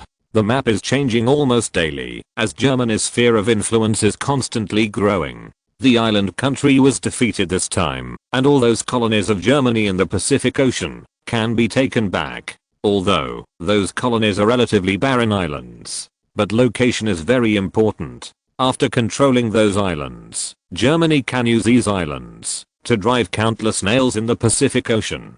Coupled with the future air force or naval aviation, it is enough to build a line of defense in the Pacific Ocean. Not only can it be used against islanders, but it can also be used against Americans. Not only did the islanders not occupy Southeast Asia this time, but they also suffered heavy losses. However, they will not let it go. The defeat of the islands this time has aroused hatred in their hearts. Next, the islanders will definitely start to try their best. Next time, I'm afraid we will have to face a more powerful island nation. Qin Tian said to himself. Qin Tian is definitely more proficient in understanding the island people than anyone else. It is precisely because of this that he concluded that the islanders must have regarded Germany as an endless enemy. In the future, the two countries will inevitably have a war. Coupled with the fact that the Americans have begun to spare no effort to support the island country, this will quickly restore the strength of the island country. At that time, Germany will have to face a powerful island country. It will be more difficult to defeat them. However, Qin Tian believes that Germany will still win in the end. With Qin Tian, who is similar to a cheating device, as long as Germany does not make cheaters, their strength will become stronger and stronger. With the continuous development of science and technology, weapons are also innovating. This will make Germany's military strength more and more powerful. The long distance will become less and less an obstacle to the German army's military power. At that time, it will not be too difficult for Germany to defeat the island country or even destroy the island country. The islanders don't have to think about it for the time being. Even if they want to try their luck, they will have to wait for a while before they can recover their strength. At this stage, the British are still the ones to solve. If the British are not eliminated, this world war will not end. Qin Tian said. He still has many plans to start, but the prerequisite is to end the war. Therefore, defeating the United Kingdom and completely ending the current war has become the top priority. But although the British are trapped in the British Isles, they want to defeat them. It's not that easy. It is definitely the first time for the German Empire to launch an attack on the British mainland across the strait. Even though the German Empire has the most powerful navy, the most powerful army, and the most powerful air power in the world. However, the tens of kilometers wide strait still constituted a certain obstacle to their actions. If there were no barriers from the strait, with Germany's military power, Britain would have perished long ago, and there would be no need for such trouble. It is precisely because of the barrier of the strait that the British unscrupulously act as Europe's **** stick. They don't have to be afraid of attacks from other countries at all. As long as they have a powerful navy to guard the strait, their homeland is undoubtedly safe. In the past hundreds of years, the British have also done that. But unfortunately, now their method does not work. The navy they were proud of was almost completely wiped out by the German navy. Immediately afterwards, the world's #1 German army was about to launch an attack on their homeland. Under such circumstances, it is almost impossible for the British to persist in this war. The British now still want to continue to fight. Perhaps it's because they can't let go of the glory of the British Empire. Qin Tian said with a smile. Qin Tian knew very well that the British, who had been the hegemon of the world for hundreds of years, were undoubtedly very proud. They hold their heads high. Even if the huge fleet they are proud of is wiped out, they still refuse to lower their noble heads. The former British Empire was not very good before its rise. In order to compete with Spain for maritime supremacy, they exhausted all means, and even let warships pretend to be pirates to openly rob Spanish ships. Of course, in those days, almost all countries do that. But the British are obviously a little more shameless. Therefore, they defeated the Kingdom of Spain and replaced Spain as the new maritime overlord. During the period, he defeated several countries and successfully defended his dominance. No matter what, Britain can no longer continue to exist. After defeating Britain, not only will all the British colonies be robbed, at the same time, the British mainland also needs to be split into several countries. In this case, the empire in the Atlantic Ocean, will only the coast can be regarded as truly free of worries. Qin Tian said. The reason why the British Empire dominates the world is that its vast and rich colonies are undoubtedly the most important pillar. Without funding from these colonies, Britain could not maintain a strong royal navy. When Germany just started the naval arms race with the United Kingdom, the number of pre-dreadnoughts equipped by the United Kingdom was more than twice that of the former dreadnoughts equipped by Germany. There is simply no way to support such a huge navy based on the British mainland alone. In addition, if the British mainland continues to be unified, it will always be a threat to Germany. If Germany competes with the United States for hegemony in the future, there is no doubt that the Atlantic Ocean will be the main battlefield. Qin Tian didn't want the British Isles to become a bridgehead for the Americans to counterattack the European continent. So, Qin Tian hoped that after defeating Britain, he could split this country into several countries. In this case, it will be easier for Germany to control. For example, haven't the Irish been fighting for independence? Germany has also been supporting them. This time, it is just right for the Irish to gain independence and become an independent country. The Scots are not peaceful. If they are given a chance to be independent, I believe they will definitely abandon the English and choose to become an independent country. As for the remaining England and Wales, it may be more difficult to split them into two countries. But Qin Tian still planned to try. After defeating the British, after dismembering Britain, Britain will no longer pose any threat to the German Empire. Chapter 765. Promise to the Irish. Everyone, I plan to split Britain into several independent countries after we defeat the British. In this way, it will be easier for us to control Britain and eliminate the influence on Britain. Qin Tian said, looking at the important ministers of the although the battle against Britain has not yet officially started. But everything is ready, the arrow is on the string, and it has to be launched. It is also convenient to deal with Britain as soon as possible after the war is over. Your Majesty, I completely agree. There are tens of millions of people in the UK. If the Imperial Army lands on the British Isles, it will definitely cause great losses to the UK. There will definitely be a lot of people who died in the war. This will further deepen our conflict with the British. Even if we formulate various demands to weaken Britain, a Britain that hates the Empire will always pose a great threat to us. If Britain is divided, overall our threat will be it is much smaller. This is a very good way. After we defeat the British, we must do this. Prime Minister Billow was the first to support. In terms of the next war and dealing with Britain, Germany must take eliminating the British threat to the Empire as the first element. Splitting the UK is undoubtedly a good way to achieve this goal. Your Majesty, the Irish look forward to independence, and we have always supported them. After we defeat the British, it should be no problem to support the independence of the Irish. The Scots and the British also have constant conflicts. If we provoke them appropriately, it shouldn't be a big problem to let them become independent. But the Welsh and the English, they have already been closely linked. If you want them to surrender, it will be very difficult, said Foreign Secretary Wahid. Qin Tian nodded. The total population of the UK is more than 45 million, but after deducting Ireland's 4 million and Scotland's 4 million, there are only 35 million people in England and Wales. Although, this is still a popular country, but with Ireland and Scotland in check, they will not pose much threat to us. Yes, Your Majesty, Wahid replied.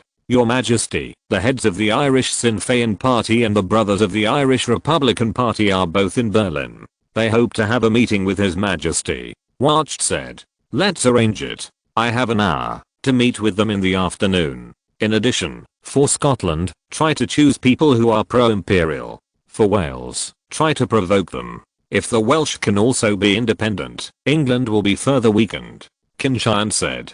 Yes, Your Majesty. Everyone replied. That afternoon, Emperor Qin Tian received Griffith, the founder of Sinn Féin, and Patrick Pearse, the leader of the Irish Republican Fraternal Party, in the reception room of the Imperial Palace. Among the many Irish forces resisting the British government, the Irish Sinn Féin and the Irish Republican Brothers are the two largest. Of course, they are also a thorn in the side of the British government. In the previous suppressions by the British, many people from both parties died at the hands of the British. This also makes them full of hatred for the British government. Although, the British Isles are the mainland of the British Empire. As the subjects of the world's most powerful country, the British undoubtedly enjoy many privileges. But sadly, none of this has anything to do with the Irish. They have to guard the exploitation and oppression of the British government all the time. The vast majority of Irish people live very hard.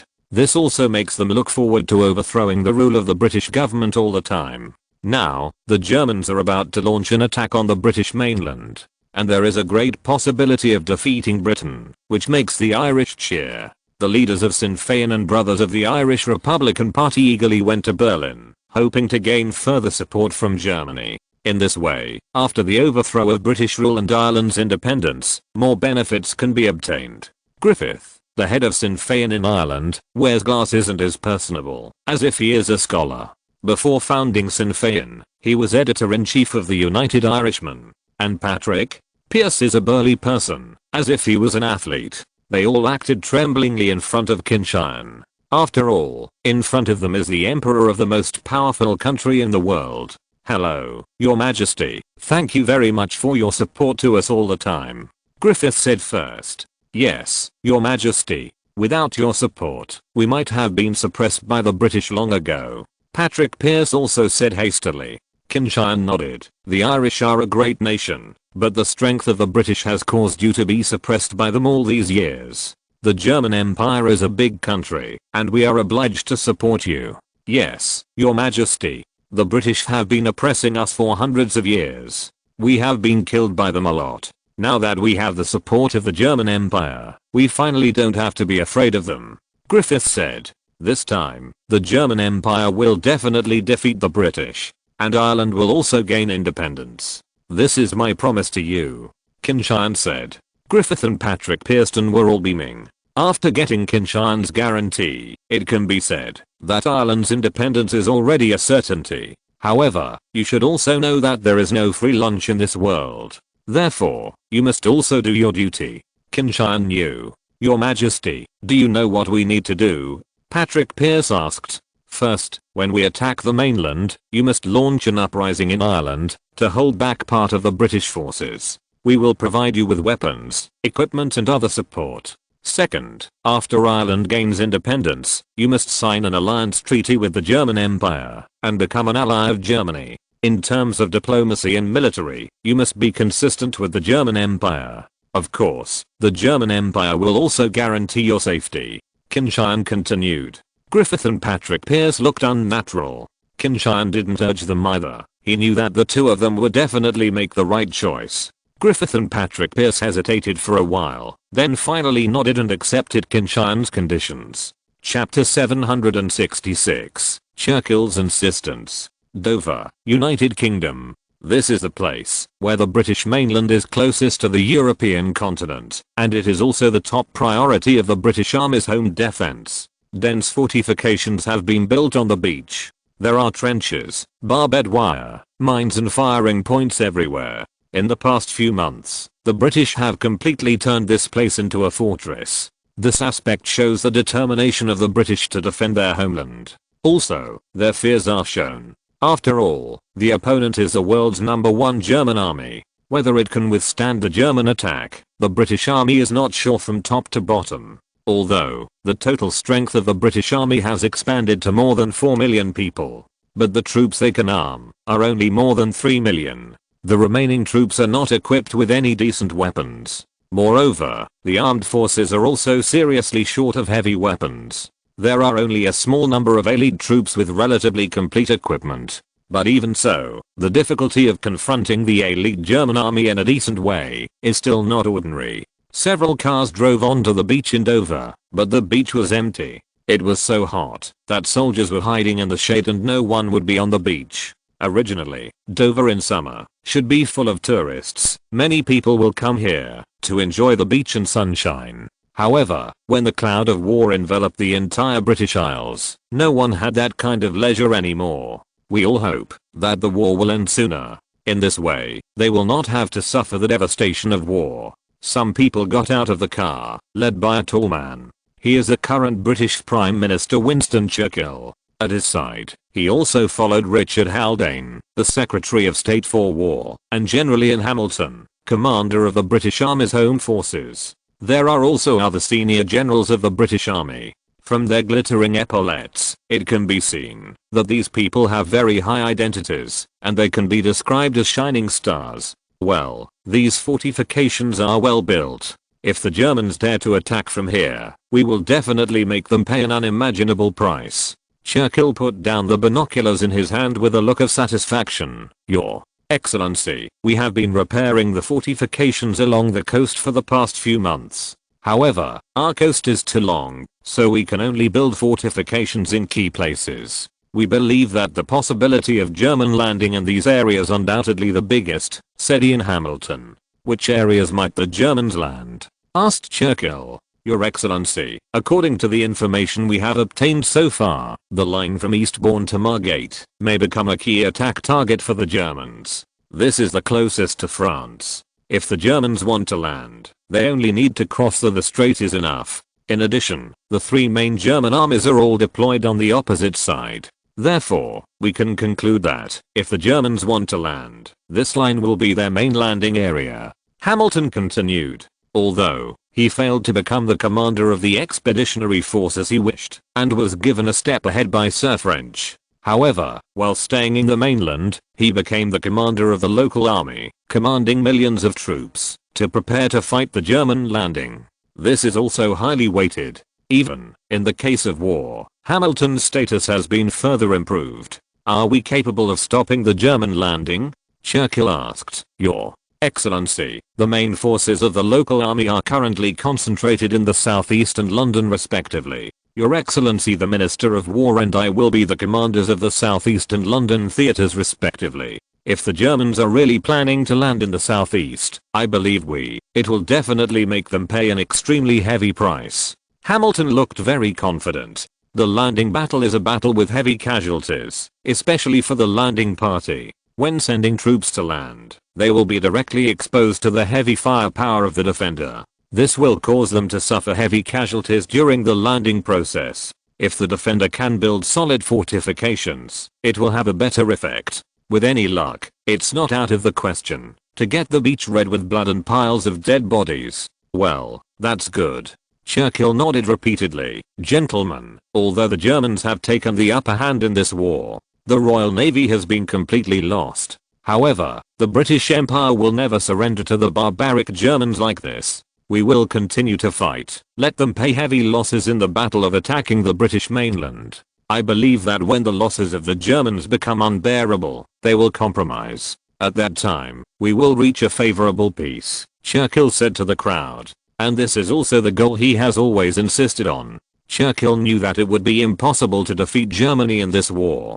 Therefore, he actively began to plan the next war, including retreating to Canada once the homeland cannot be defended, and secretly forming an alliance with the Americans, etc. These are all preparations for the future of the British Empire.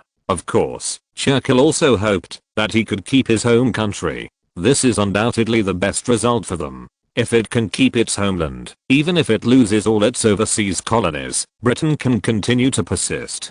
Tens of millions of British people will provide them with enough soldiers. After the start of the future war, it is entirely possible for Britain to unite with the United States and other countries to defeat Germany. If the homeland cannot be defended, then the United Kingdom, which has lost its homeland, will suffer a great loss of strength. Even if it is united with other countries, it will not play a big role. If the strength is weak, the war dividends they can share after the war will naturally be pitifully small. Therefore, Churchill hoped that the home army would resist the German attack no matter what. In this way, they can keep their homeland. In future wars, they will have a greater chance of winning. Unless it is a last resort, he will never want to give up his homeland. Yes, Your Excellency Prime Minister. The generals also replied.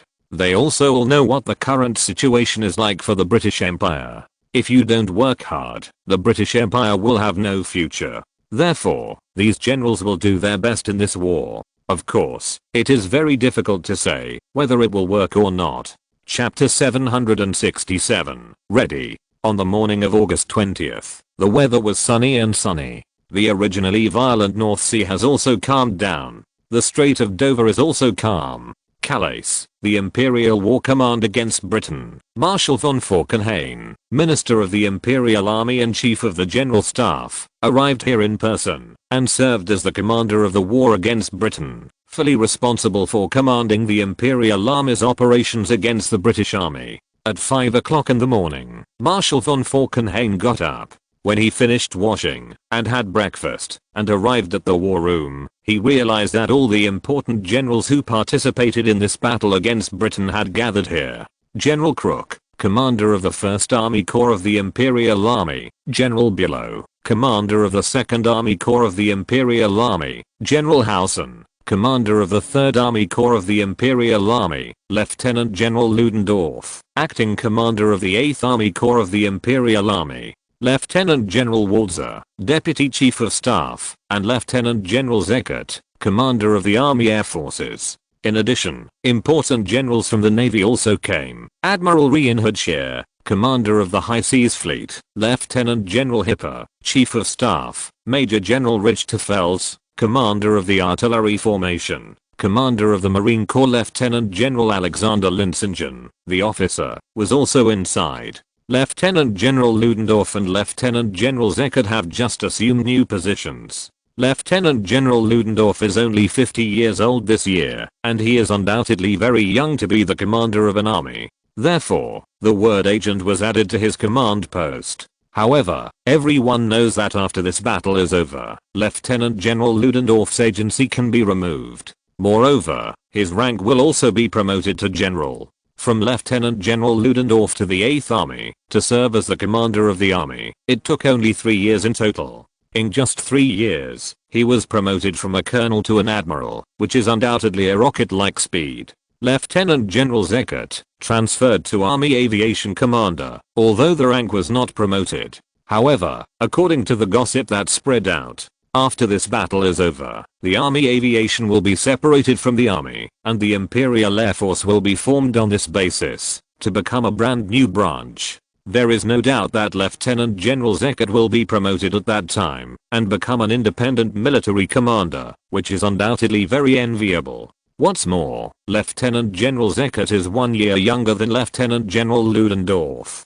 Generals who are less than 50 years old are already very rare in the German army. Alexander, Lieutenant General Linsingen, formerly the commander of the 1st Division of the Marine Corps, with the rank of Major General. However, during the quelling of the rebellion in Berlin, he was very resolute and firmly stood on Qin Tian's side. Therefore, after Qin Tian successfully ascended the throne and proclaimed himself emperor, he would naturally have to pay for it. It was at that time that Alexander Linsingen was promoted and became the commander of the Marine Corps, and concurrently served as the commander of the 1st Division of the Marine Corps. War, although it means casualties. However, for soldiers, it also means military exploits and opportunities for promotion. Every soldier will never give up such an opportunity. Everyone, are you all ready? Marshal von Falkenhayn asked. Ready. All the generals replied loudly. Marshal Falkenhayn nodded.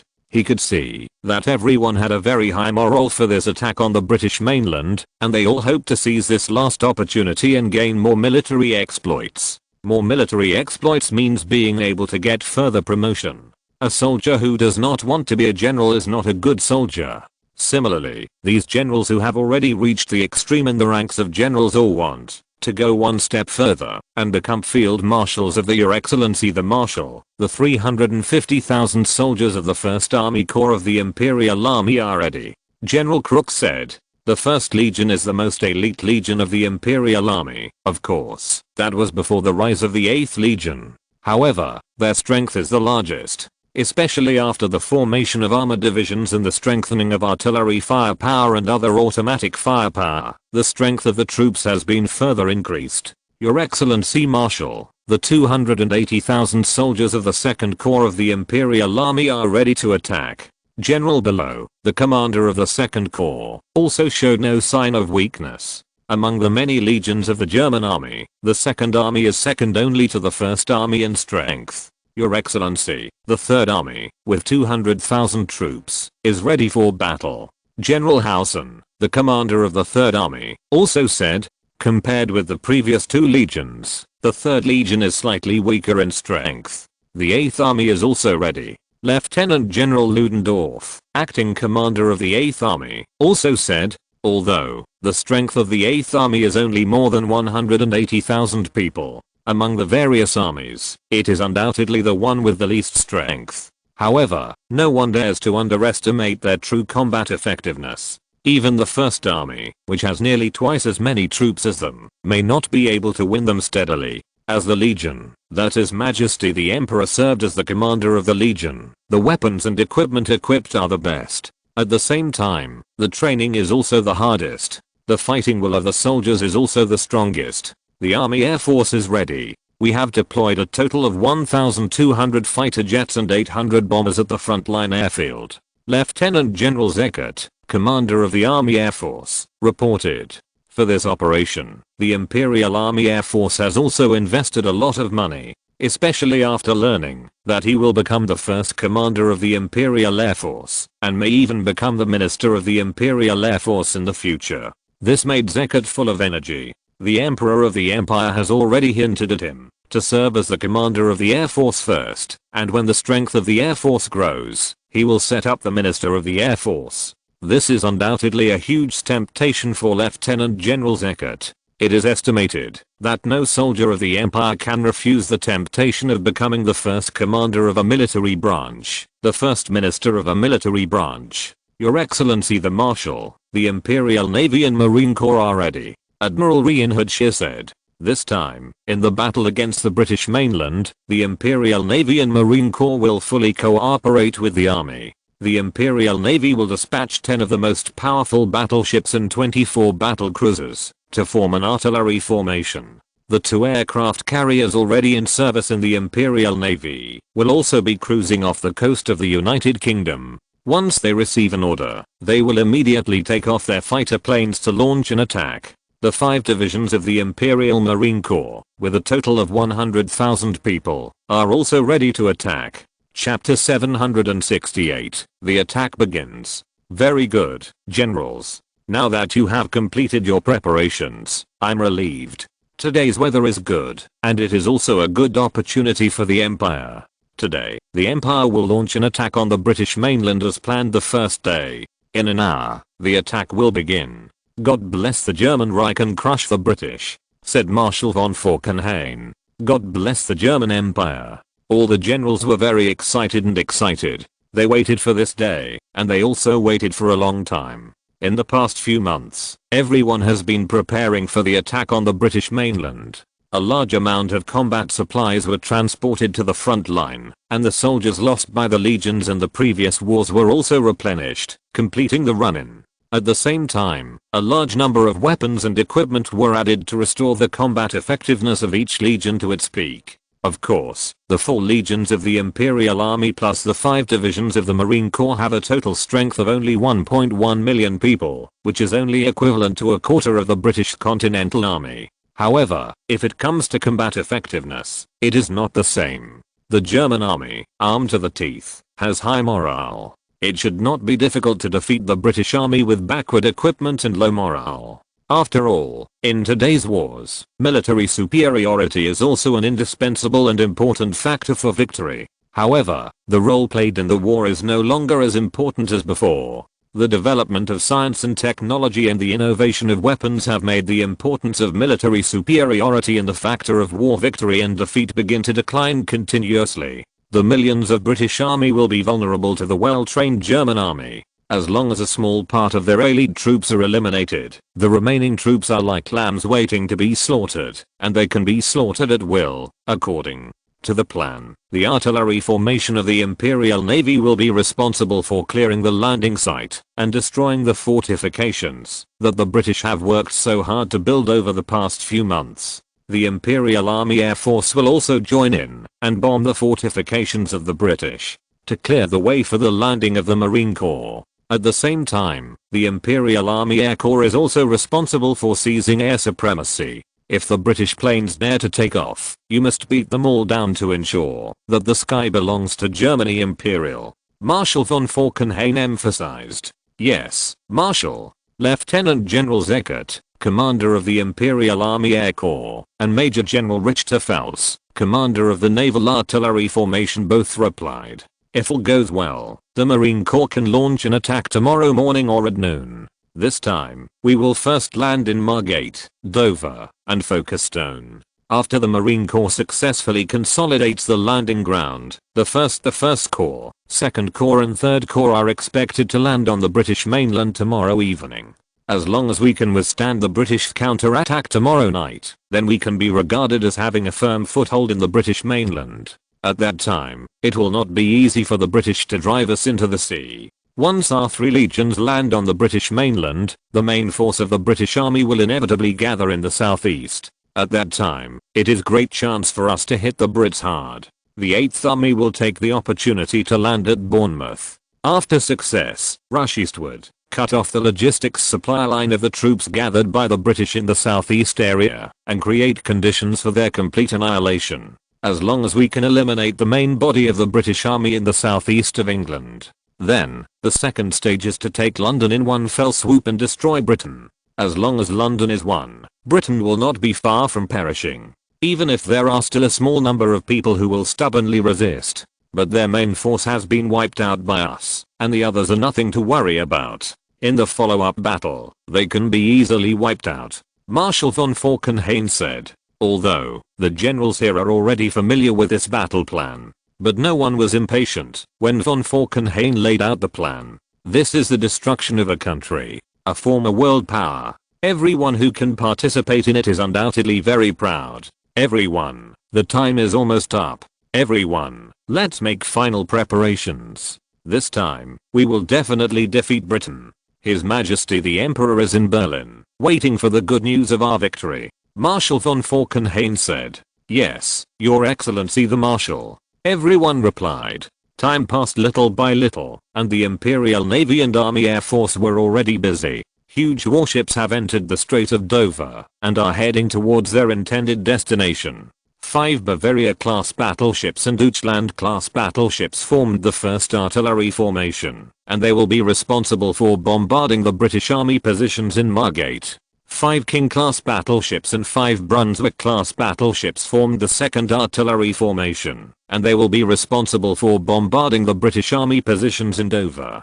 5 Wechselsbach-class battleships, 5 Caesar Frederick III-class battleships, and 4 Brandenburg-class battleships formed the 3rd Artillery Formation.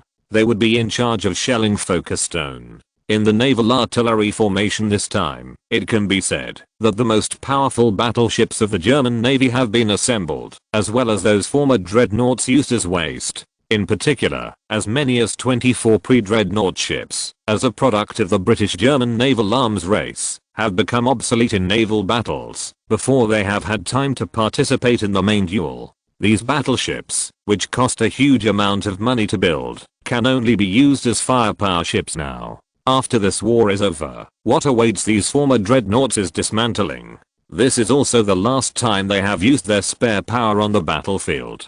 The airport of the Army Air Corps is also busy. The ground crew is refueling the aircraft and adding ammunition to ensure that these aircraft can participate in this operation in the best condition. The pilots are being briefed on the battle. Arrived at 7 o'clock in the morning, and all 3 artillery formations had arrived at the scheduled sea area. They lined up on the sea about 10 kilometers from the coast, and the main guns of the battleships were already aimed at the British Army's position.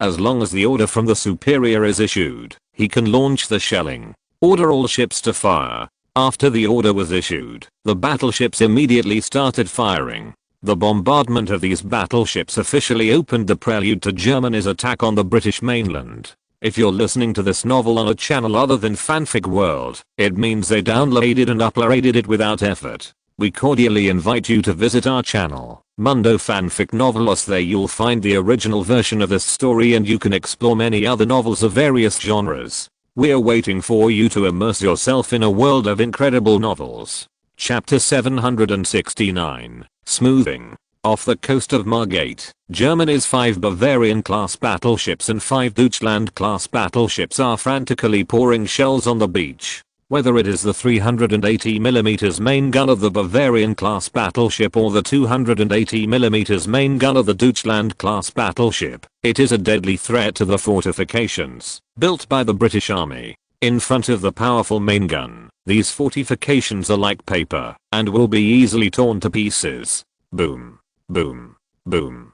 The three triple-mounted 380mm main guns of the Bavaria battleship, as well as other 150mm secondary guns, and 120mm rapid-fire guns, were all firing crazily. After the dense shells exploded, the entire beach was shrouded in gunpowder smoke. Although, it is not clear how much damage was caused to the British. But the only thing that is certain is that the British definitely lost a lot. Even if the British army retreated to the rear, those fortifications could not be moved away. Once these fortifications are destroyed, what will they use to resist the attack of the wolf-like German army? Good job, boys. Shoot out all the shells and tear those British to pieces. The captain of the battleship Bavaria stood on the deck, watching his own battleship violently bombard the British army's defensive positions, very excited. What they are attacking now is the British Empire. When the British Empire shocked the world, they never thought that the British Empire would still have such a day. Boom. Or 380mm artillery shell fell into a trench. The shell exploded violently, and the tens of meters long trench collapsed in an instant in the explosion. A machine gun firepower point on a British army position was hit, and the hole was blown up to the sky. Even the machine gun was blown into parts. Under the heavy shelling of the German Navy, the British Army's defensive positions suffered great losses. The trenches were blown up, the firepower points were blown up, the barbed wire fences fell apart, and even the land mines buried on the beach were almost destroyed in the intensive explosions. Of course, the heavy German bombardment did not cause too much loss to the British Army. After the German Navy's warships appeared, the British soldiers had already evacuated from the beach, leaving only a handful of observers on the beach. However, the serious damage to the fortifications will cause the British Army to pay greater casualties in the next phase of the German attack. Not only the British positions in Margate were violently attacked by the German Navy, but the British positions in Dover and Folkestone were also violently bombarded by the German Navy. The defensive positions of the British Army were badly destroyed, except for a very small number of fortifications that were located in the blind spots of shooting. The rest of the fortifications were almost destroyed. British Army Continental Command is located in Canterbury. Ian Hamilton sits here himself. Canterbury is only 10 kilometers from the beach. Therefore, when the gunfire came, it could be faintly heard here. Admiral Ian Hamilton was drinking coffee when the shelling began. At that time, the coffee cup in his hand was not stable and fell to the ground all of a sudden. The spilled coffee stained his pants. However, Admiral Ian Hamilton didn't care that much anymore. What happened? Admiral Ian Hamilton asked. Even though he already vaguely guessed what happened in his heart, he still wanted to confirm it. General, I just received a report that Margate, Dover and Folkestone were bombarded by a large number of German naval battleships at the same time. Our fortifications are being destroyed by the Germans with powerful naval guns. The adjutant reported road. Damn the Germans. Has their attack finally started? Admiral Ian Hamilton's face was very ugly, although he had expected such a day would come. But deep down in his heart, he still hoped that this day would come later.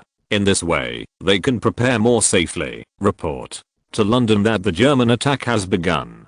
Next, the British Empire will undergo a cruel test. If it wins, the British Empire can continue to exist. If it fails, the British Empire will not. There is no future, Ian Hamilton said. Yes, General. The adjutant immediately sent a telegram. Come here, tell the generals on the front line to pay close attention to the movements of the Germans. Once the Germans launch an attack, they must find a way to resist the Germans, and they must not be able to complete the landing. Otherwise, it is almost impossible for the Germans to go to sea again. Admiral Ian Hamilton ordered. Yes, General. A staff officer immediately went to convey the order. General Ian Hamilton knew that the Germans could not gain a firm foothold in the British mainland. Otherwise, they will have to pay a heavy price. The only way to defeat the Germans is to wipe them out on the beach. Boom. Boom. Boom. The German Navy is still firing fiercely, and the naval gunners are working hard to tear all the fortifications of the British Army they can see to pieces. Although, this consumes a lot of shells. But as long as those fortifications can be destroyed to clear the way for the Marines and Army who are about to land, it will be worth it. While the German Navy was bombarding heavily, the German Army Air Force joined in. 600 bombers flew to Margate, Dover and Folkestone, and bombed the British Army positions in these three places. One after another, aerial bombs were dropped from the bombers, destroying all the fortifications of the British Army on the ground. The Germans not only invested so many warships, but also dispatched a large number of planes. Are they trying to wipe out our fortifications? In that case, what can we do to stop the Germans from attacking? A frontline general of the British Army watched all this in horror. Not only the generals of the British Army, but even the ordinary soldiers knew that they might be in big trouble this time. Before the German army landed, they first used the Navy's warships and aircraft to give them a big blow. Once they lose the protection of these fortifications, it is almost impossible for them to resist the attack of the German army. The morale of the British army defending the beach began to decline under the shelling and bombing of the German army. Chapter 770, Login. General, the German bombardment was too violent. Our frontline fortifications were severely damaged. If this continues, I'm afraid that it will not be long before the Germans use powerful artillery to wipe it out. The frontline generals hope to use artillery to counterattack. A staff officer reported to Admiral Ian Hamilton. Idiot. Competing with the Germans in shelling now, isn't that courting death? The German naval guns are much more powerful than our artillery. In addition, their planes are still bombing. Letting the artillery fire now is not courting death. Way. Ian Hamilton scolded. Although the British Army also attaches great importance to the construction of artillery, each full-staffed infantry division is equipped with 18 114mm howitzers and 54 83.8mm field guns. This kind of firepower is already very powerful. Of course, compared with the German army with enhanced artillery, it is undoubtedly worse. But in the whole world, it can be considered very powerful.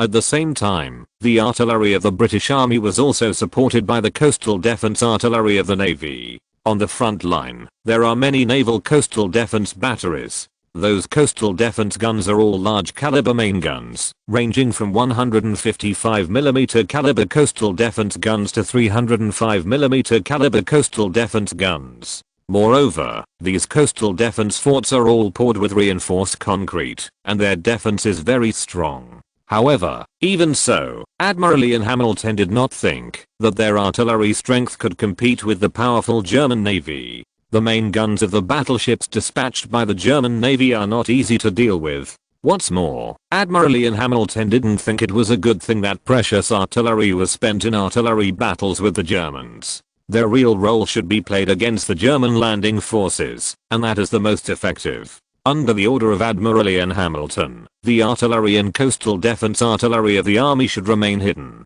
Those coastal defense forts are also undercover. Although some of the battleships of the German Navy were destroyed, many survived. The bombardment formation of the German Navy's bombardment of the Army's defensive positions lasted for a whole day. They didn't evacuate the British coast until the evening, and the gunners were also exhausted. Although, the main gun has a semi-automatic loading machine, which can save a lot of effort. However, other secondary guns and rapid-fire guns still require soldiers to carry the shells by themselves. During the whole day of shelling, the fortifications of the British Army have been almost destroyed. Many positions have been plowed several times by them with naval guns. Except for those carefully hidden artillery positions, it can be said that the fortifications built by the British Army after months of hard work have been completely destroyed. British capital London, Prime Minister Winston Churchill and War Secretary Richard Haldane are discussing the war situation. The Germans have been attacking our defensive positions with naval guns and aircraft all day. The defensive positions at Margate, Dover and Folkestone have been almost destroyed by them. Our efforts for several months are now in vain. For nothing, said Richard Haldane. The strong attack power shown by the German army made the British army feel heavy pressure. The Germans paid a lot of money to defeat us this time. However, we also have no other choice. If we can't resist their attack, the British Empire will be over, Churchill said. Richard Haldane nodded. Don't worry, Your Excellency Prime Minister. The soldiers on the front line will definitely do their best. If the Germans want to land on the British mainland, they must pay an unimaginable price. May God bless the British Empire, Churchill said. Although most of the elite troops of the British Army have assembled in the southeastern theatre, Churchill and Richard Haldane are still a little uncertain. Among the more than 4 million troops of the British Army, 500,000 were deployed in Ireland and 500,000 in Scotland. The remaining 3 million were assembled in England and Wales. Especially the southeast of England and London are the key points of defence. The elite units of the 5 armies, 3 of which are deployed in the southeastern theatre, and the other 2 are deployed in the London theatre. It can be seen that the British Army undoubtedly hoped to prevent the Germans from landing and wipe them out on the beach. After the bombardment by the German Navy ended, Admiral Ian Hamilton immediately asked the soldiers on the front line to rush to repair the position overnight. Although, it is almost impossible to restore those destroyed positions overnight. But if it is repaired a little more, at any rate, it can play some role in the next battle. Among other things, it is not a problem to reduce the casualties of the troops a little. Of course, Admiral Ian Hamilton also knows that tomorrow the German naval guns and aircraft will further attack their fortifications. It is very difficult to say how much will survive by then. But even so, General Ian Hamilton did not give up.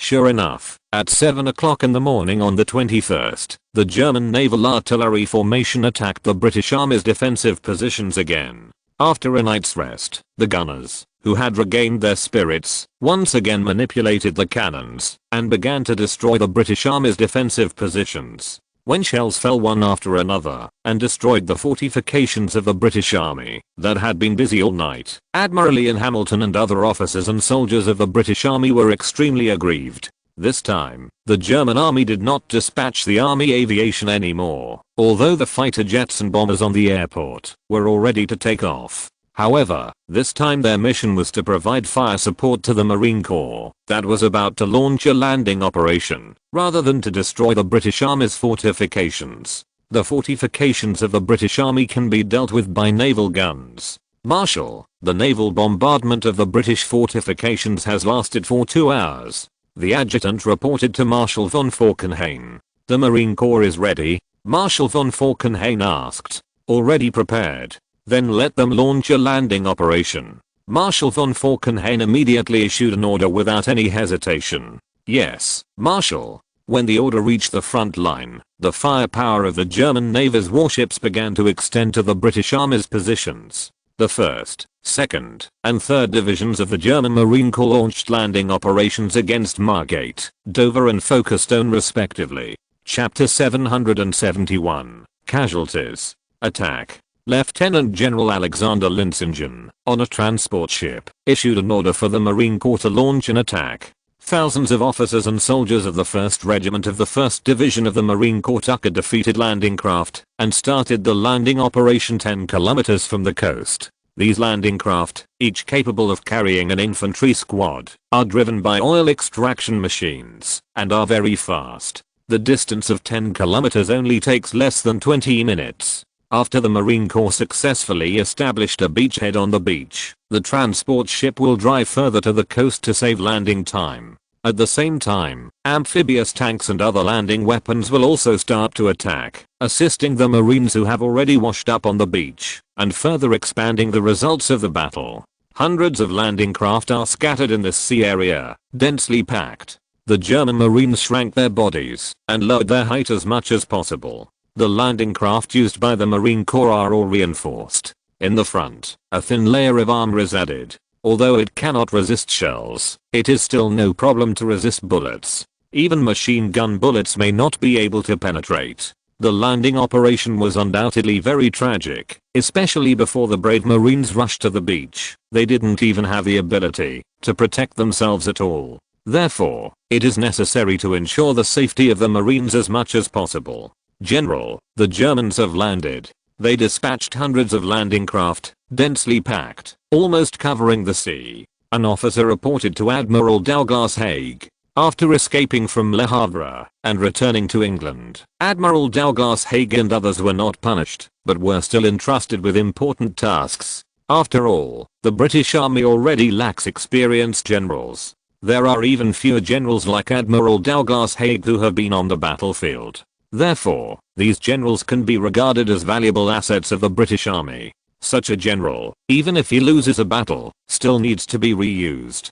Otherwise, where would they find so many generals to lead troops to fight? General Douglas Haig is now in command of the 1st Army of the British Continental Army, with a total of 200,000 people. It is a real elite. Their defense zone is Margate. In addition, General Benson, the former commander of the 2nd Army of the British Expeditionary Force, was also transferred to the commander of the 2nd Army of the Continental Army after returning home. Major General Gough, commander of the 5th Army of the Expeditionary Force, served as commander of the 3rd Army of the Continental Army. These 3 group armies can be regarded as the real elite troops in the local army. The 3 armies were stationed on the front lines of Margate, Dover and Folkestone respectively, and became the main force against the German army. The other 2 elite armies were deployed in London, to serve as the capital's defense force and reserve force. In addition, there are several second-line armies in the southeastern theatre of the British mainland, with a total strength of 1.6 million.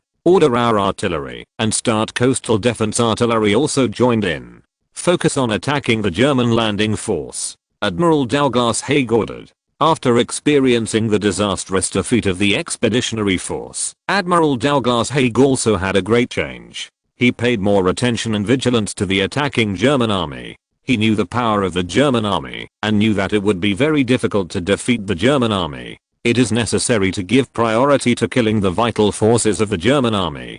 Otherwise, it will only cause unnecessary casualties to oneself. Admiral Douglas Haig's insisted, relying on the artillery in their hands. If they want to compete with the German fleet, it is simply a dream. That's why he focused the shelling on the German landing troops. It is obviously much better to wipe out the German landing force than to fight the German fleet meaninglessly. Yes, General. The officer immediately went to convey the order. A few minutes later, the British artillery, who had been silent since the beginning of the battle, began to roar.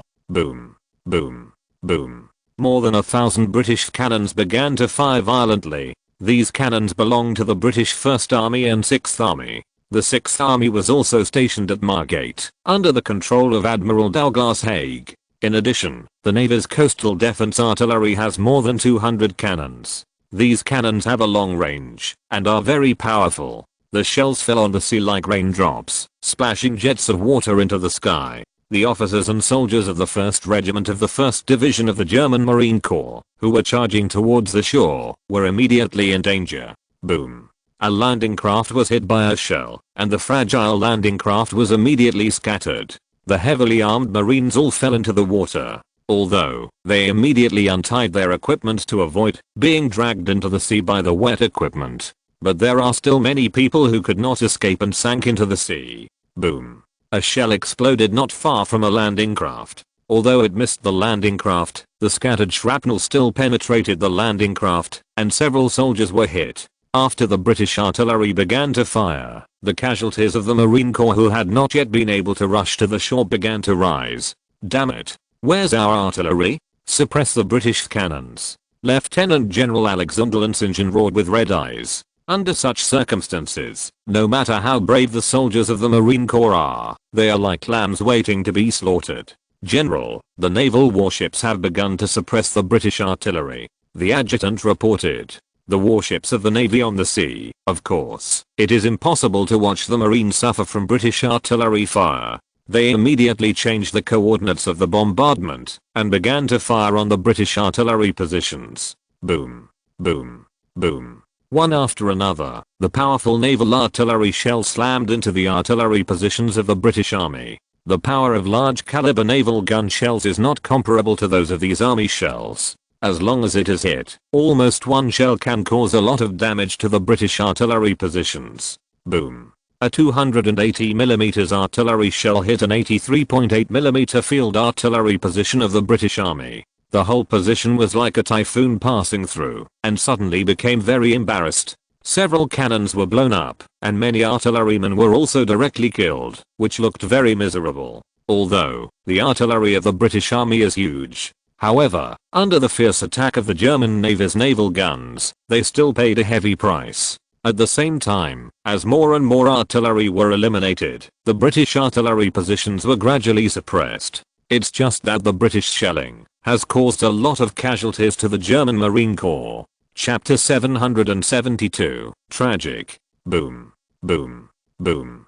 The naval guns of the German Navy and the cannons and coastal defense guns of the British Army were all firing violently, smashing shells one by one to their respective targets. The British wanted to use artillery shells to destroy the attacking German Marines, while the German Navy hoped to suppress the British artillery and try their best to reduce the casualties of the Marines. Boom. Or 380mm artillery shell almost flattened a 114mm howitzer position of the British Army. However, a 203mm coastal defense artillery shell directly shredded a landing craft of the German Marine Corps. Casualties on both sides began to rise continuously. This also made this battle even more tragic. Damn it. The Marines suffered the most casualties during the landing operations. Lieutenant General Alexander Lansinger felt as if his heart was bleeding as he watched his own landing craft being sunk one after another. Every Marine is carefully selected, coupled with long hours of hard training, making their combat effectiveness very strong. Even if you encounter the most elite army, you can fight against it. However, now he died in vain at sea. This feeling is really too aggrieved. Fortunately, as time went by, the landing craft got closer and closer to the shore. Enter the position. The Germans are about to land. They must be killed. Otherwise, all of us will be killed by them. Our compatriots will also be brutally killed by these Germans.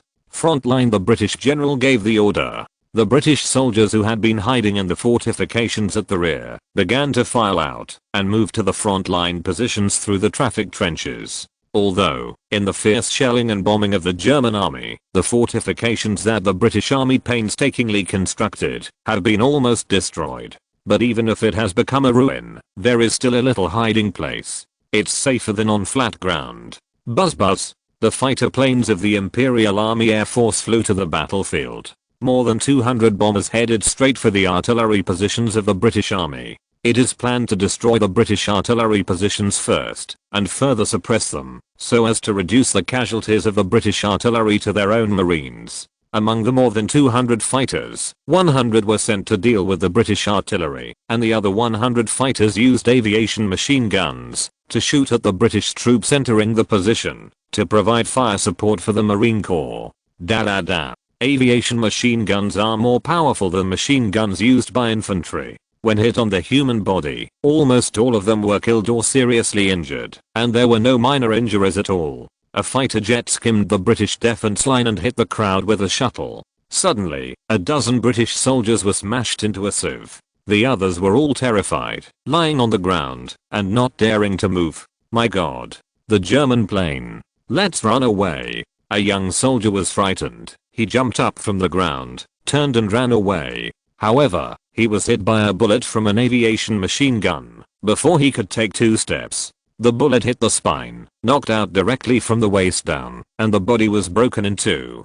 No, John. An old soldier yelled in pain. He quickly crawled over, picked up the young soldier who had been beaten in 2, and called out his name.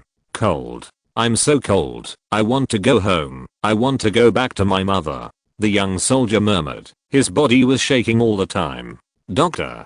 Doctor. The veteran shouted loudly. It's hopeless. It's hopeless. The doctor looked up and said helplessly. No, I saved him. I brought him out, and it's my duty to bring him back, said the veteran. Boom. A shell fell from the sky and hit exactly where the veteran was. After the shell exploded, the veterans and recruits had disappeared, leaving only a few pieces of meat on the ground. The cruelty of war is vividly displayed on the battlefield. Human life is too fragile on the battlefield. A bullet, a cannonball, can easily take away a life. Facing the suppression of the aircraft of the German Army Air Force, the British Army suffered heavy losses. It was almost completely suppressed in the fortifications, and could not even lift its head, let alone resist the attack of the German Marine Corps. The morale of the troops is also constantly declining. Boom. The first landing craft rushed onto the beach, and more than a dozen soldiers jumped out of it, and then quickly dispersed in all directions.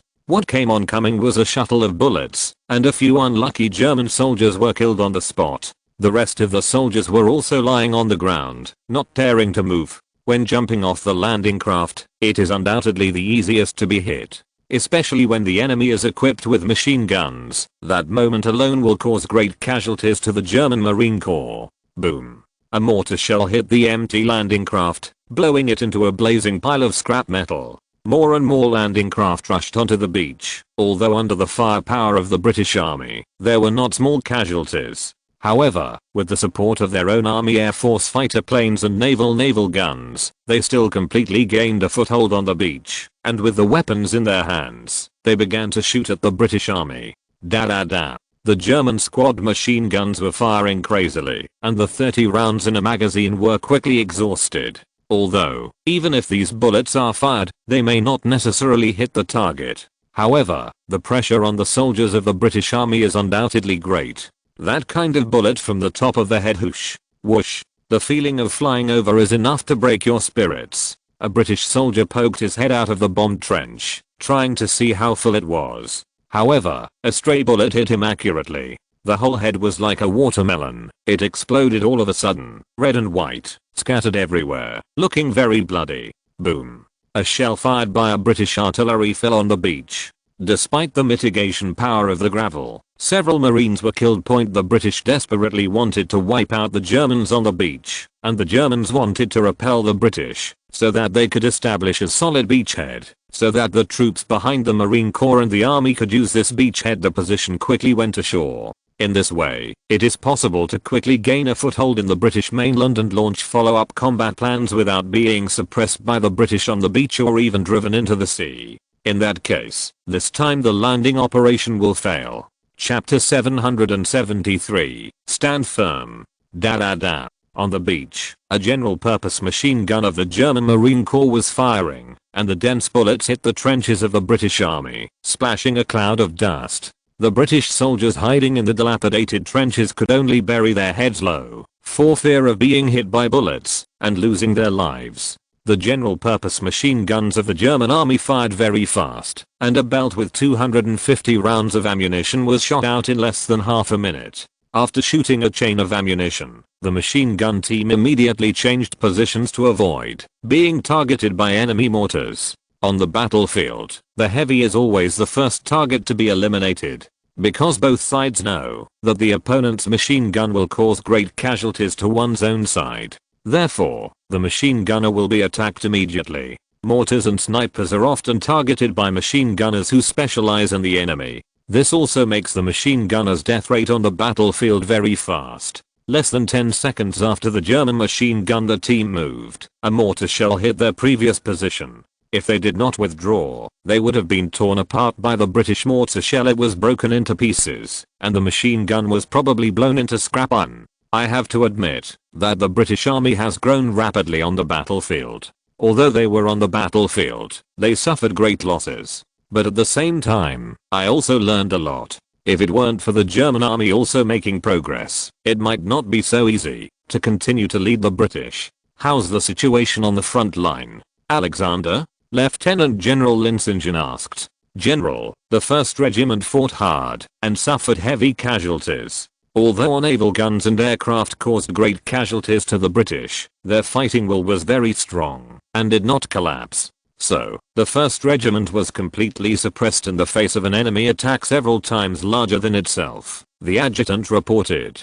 Contact the Navy and hope they will provide more support. Lieutenant General Alexander Linsingen ordered. At this juncture, the only way to rely on the Navy to provide stronger fire support is to further cause greater trauma to the British Army, making them have to give up. Yes, General. The adjutant immediately contacted him. After receiving the Marine Corps request for help, the Navy dared not show up. Rear Admiral Richter Fels ordered a squadron of 2 light cruisers and 5 destroyers to come within 3 kilometers of the coast and heavily bombard the British Army's positions. For a warship, firing at this distance is equivalent to firing a cannon on the enemy's stomach. Boom. Boom. Boom. The 150mm naval gun and the 88mm rapid fire gun fired wildly. Dense shells, like a torrential rain, poured towards the British positions. Intensive explosions sounded, and the position of the British Army was completely enveloped by gunpowder smoke and flames.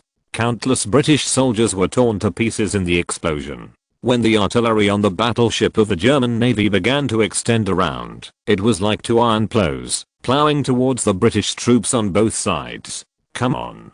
Taking advantage of this opportunity, the suppressed 1st Regiment of the 1st Division of the German Marine Corps began to charge. With strong fire support, the British Army suffered heavy casualties and was suppressed miserably. It was impossible to stop the attack of the German Marines. As a result, their first line of defense was breached. Although only a part of the defense line was breached, this made the British Army feel like an enemy. Admiral Douglas Haig immediately ordered to regain the position at all costs. However, the counter-attacking British Army not only had to face the powerful firepower of the German Marine Corps, but also suffered firepower from warships at sea and fighter planes in the air. This made the counter-attacking British Army pay a great price, but they still could not regain their positions. At the same time, Lieutenant General Alexander Linsingen, commander of the German Marine Corps, also issued the news that the remaining troops of the 1st Marine Division would land immediately. When the other 2 regiments plus an amphibious tank battalion successfully landed, it would be impossible for the British Army to regain their position.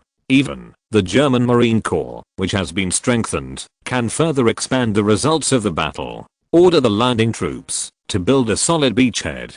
Send a telegram to the army and let them prepare to land after we succeed. Lieutenant General Alexander Linsingen ordered. Yes, General. The adjutant immediately sent a telegram. Although, after the battle reached noon, nearly half of the 1st Regiment of the 1st Division of the Marine Corps suffered casualties. But at any rate, they have already completed their intended combat objectives. After the other units of the 1st Division have expanded their results and built a solid beachhead, the landing operation will be considered a complete success. Alexander? Lieutenant General Linsingen would not be so arrogant that a division of Marines would be able to withstand the British counterattack. At critical times, it still depends on the army. In ground defense operations, the army is obviously more suitable than the Marine Corps. Crunch. Crunch. The amphibious tank battalion equipped by the Marine Corps has a total of more than 70 tanks. Although these tanks are all amphibious tanks with weak defenses, there is no problem at all when they are used to deal with general warfare.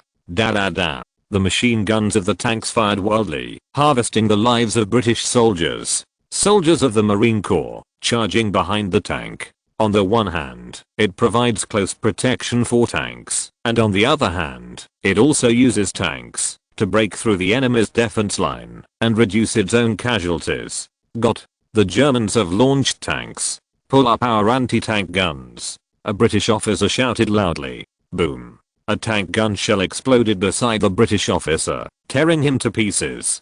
Facing the attack of the German amphibious tanks, the British Army retreated steadily. Even their tank guns can easily penetrate the armor of an amphibious tank. However, this still couldn't stop them from rout. In the afternoon, the 1st Division of the Imperial Marine Corps successfully established a beachhead 4 kilometers long and 2 kilometers deep on the beach in Margate. Although this position is not large, it is enough for the army to land. Especially when the engineers began to erect simple wooden bridges extending into the sea, it could increase the speed of the army's disembarkation. The other 2 marine divisions also achieved similar results. The 1st Army, the 2nd Army and 3rd Army of the German Army also began to land according to the scheduled plan, preparing to strengthen the defense of the beachhead and ensure that the German Army can gain a firm foothold on the beach. Chapter 774. Drive the Germans into the sea. The sun goes down and night falls. The fighting between Britain and Germany also temporarily stopped because of the night.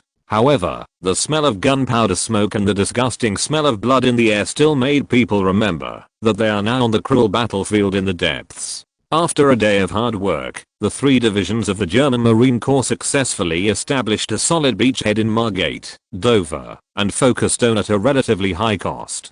Subsequently, the German Army's 1st Army, 2nd Army and 3rd Army began to send troops to land in order to be able to withstand possible counterattacks by the British. As long as it can withstand this wave of British counterattacks, then the German Army will be able to truly gain a foothold in the British mainland. It is even possible to launch the next stage of attack as more and more troops land. Canterbury, British Southeast Theatre Command. General Ian Hamilton, the commander of the British Continental Army who is also the commander of the theatre, looked very ugly after a day of war. Not only the British Army suffered heavy losses. On the contrary, the Germans successfully occupied the beachhead.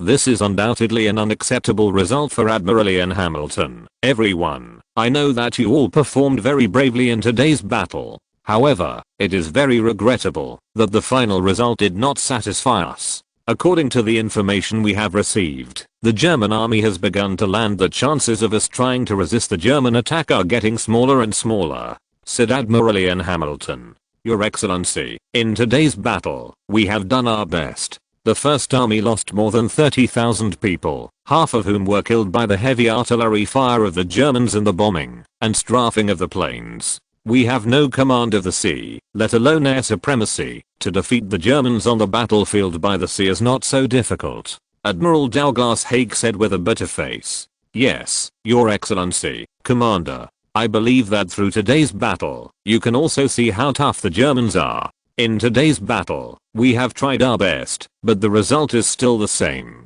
Admiral Benson also had a wry smile on his face. Although Admiral Gough didn't say anything, his expression also showed that he also thought this battle was very annoying. Everyone, I know it's very difficult, but we can't give up just because we have difficulties, right? In that case, what's the use of this battle we've prepared so hard for? It's better to surrender to the Germans directly, General Ian Hamilton said.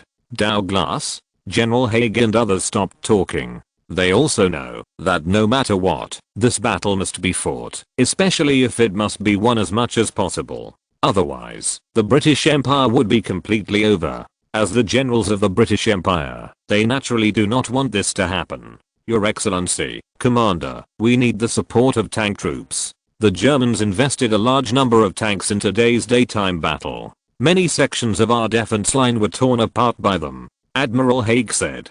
The army doesn't have many tanks, only 1,000 or so in total, and they are all in London. I will report to London and ask them to send some tanks. However, the number will not be too many, Admiral Hamilton said. Although the British have also been researching tanks since a long time ago, their initial tanks were slow, cumbersome, weak in defense, and very prone to failure. Compared with the tanks that Germany has been able to participate in actual combat, it is simply useless. The German tanks also pointed out a way out for the British in tank research. This made Britain imitate German tanks as much as possible when developing tanks. After all, this is already a relatively mature solution. In times of war, there is no reason why these mature solutions should not be used. General, can our Air Force defeat the German Air Force? The German planes have been hovering over our heads. Are they strafing and bombing, causing great damage to our troops? For the soldiers in terms of psychological pressure, it is even greater.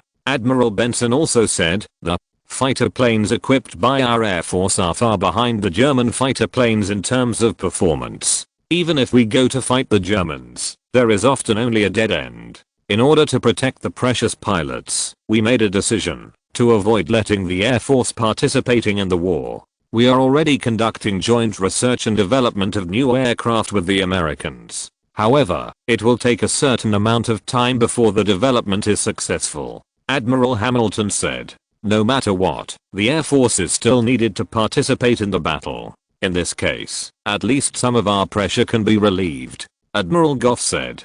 General Hamilton nodded. I will make a request to the Air Force and try to let them send some fighters to the battlefield. Everyone, now that the Germans have started to land on a large scale, we can't let them continue like this. Otherwise, it will bring us a lot of trouble. Therefore, I hope we can launch a counterattack. And will the Germans go to sea? Said Admiral Hamilton.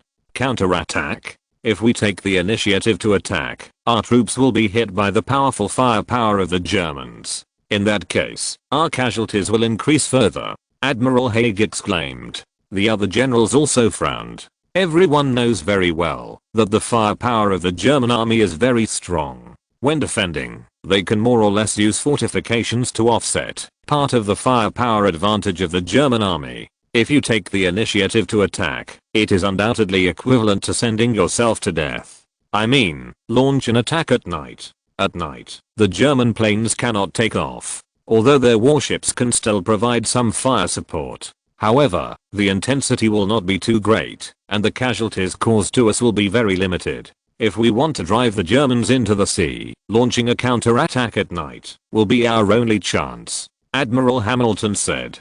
General Haig thought for a while, then nodded. It's possible to try. However, we don't know if it will succeed. However, our casualties will definitely not be small. As long as the Germans can be driven into the sea, no matter how high the price is, it will be worth it. Admiral Hamilton has clearly made up his mind. Yes, Your Excellency Commander. The other British generals replied one after another. Chapter 775, Night War. Calais, German command against Britain. Marshal von Falkenhayn is also discussing the current battle situation with the commanders of several other army corps. The Marine Corps performed very well today. All 3 divisions have completed their scheduled goals and established beachheads in Margate, Dover, and Folkestone. From this point of view, our start it still went very well. Von Falkenhayn said. Yes, Your Excellency the Marshal. However, if you really want to determine whether you can gain a firm foothold in the British mainland, you have to watch tonight's battle.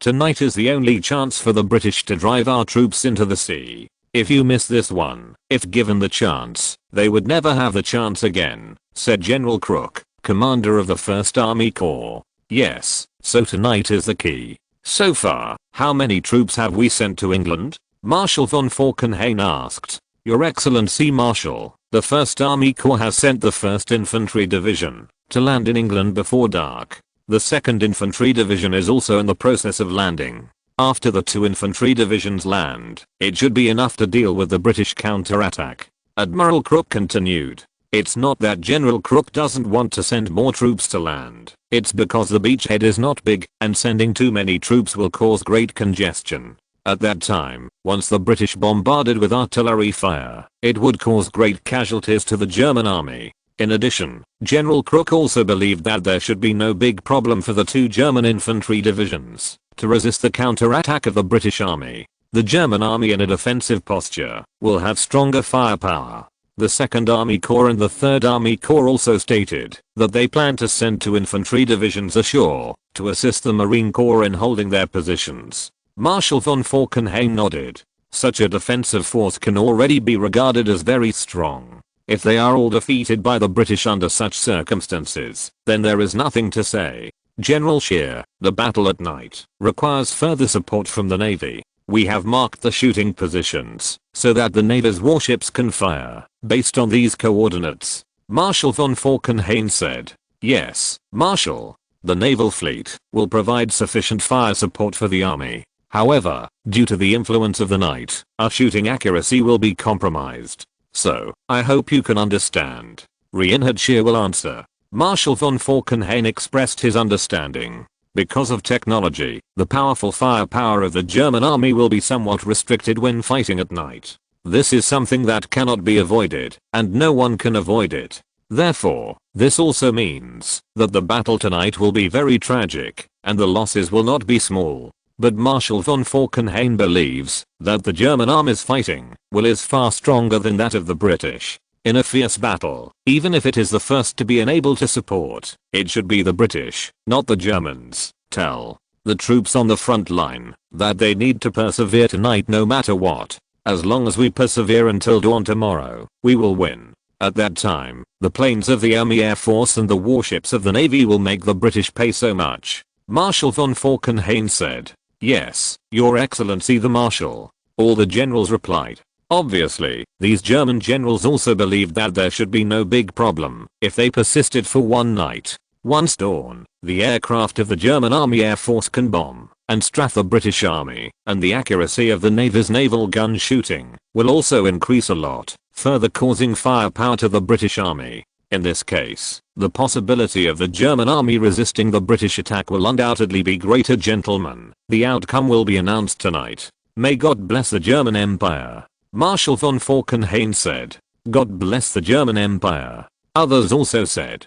To some extent, the attack on the British mainland depends on tonight. If the counterattack of the British army can be withstood tonight, then the German army will be able to gain a firm foothold. At that time, a steady stream of German troops will successfully land. Attack on the British army. Once the main force of the German army lands and the British army wants to resist the German attack, the possibility is definitely not too great. Therefore, Marshal von Falkenhayn and others all valued the result of tonight's battle very much. If the German army was driven into the sea and suffered heavy losses, then the next round of landing operations would have to be organized. That was not only time consuming and labor intensive, but also a huge blow to the morale of the troops. At the same time, it will also boost the morale of the British army. This will be very detrimental to defeating Britain. Therefore, everyone does not want to be driven into the sea tonight. After the meeting was over, the commanders of each legion issued orders to the front line. They only had one request, and that was to persist until dawn, even if it was the last soldier. As long as you persist until dawn, you will win. Time passed bit by bit, even though it was already night. However, the German army and Marine Corps that landed on the British mainland did not rest, but seized the time to build fortifications and firepower points. They all knew that soon the British would attack. If the British attack is not resisted, they will be driven into the sea to feed the fish. At that time, it is unknown how many people will be drowned in the sea. At 10 o'clock in the evening, the sky has already dimmed. Even the moon hid in the thick clouds. Although, it's not to the point where you can't see your fingers. However, this kind of night is still very suitable for launching night attacks. Fortunately, the German army can be regarded as experienced in many battles. They were in front of the position and planted mines. Once the British attack, they will step on the mines and be exposed. In addition, a large number of flares were also transported to the front. As long as the flares are launched regardless of the cost, the darkness can be dispelled, and the German army's firepower advantage can be brought into play again. If the British wanted to drive the German army into the sea to feed the fish, they would first have to face the powerful firepower of the German army and suffer heavy losses. Perhaps, until dawn, they have not been able to achieve their strategic goals. Command the troops, let's attack. Admiral Haig gave the order. 3 elite infantry divisions, with more than 50,000 soldiers, deployed by the 1st Army, took advantage of the night to attack the German defense line. At the same time, the British 2nd Army and 3rd Army also launched an offensive at the same time. End of this chapter. Thank you very much for reaching the end. Don't forget to like. Looking for more exclusive content and immediate access? Subscribe to our Patreon. Remember, every like, subscription, or donation encourages us to continue. Thanks to everyone. See you in the next video.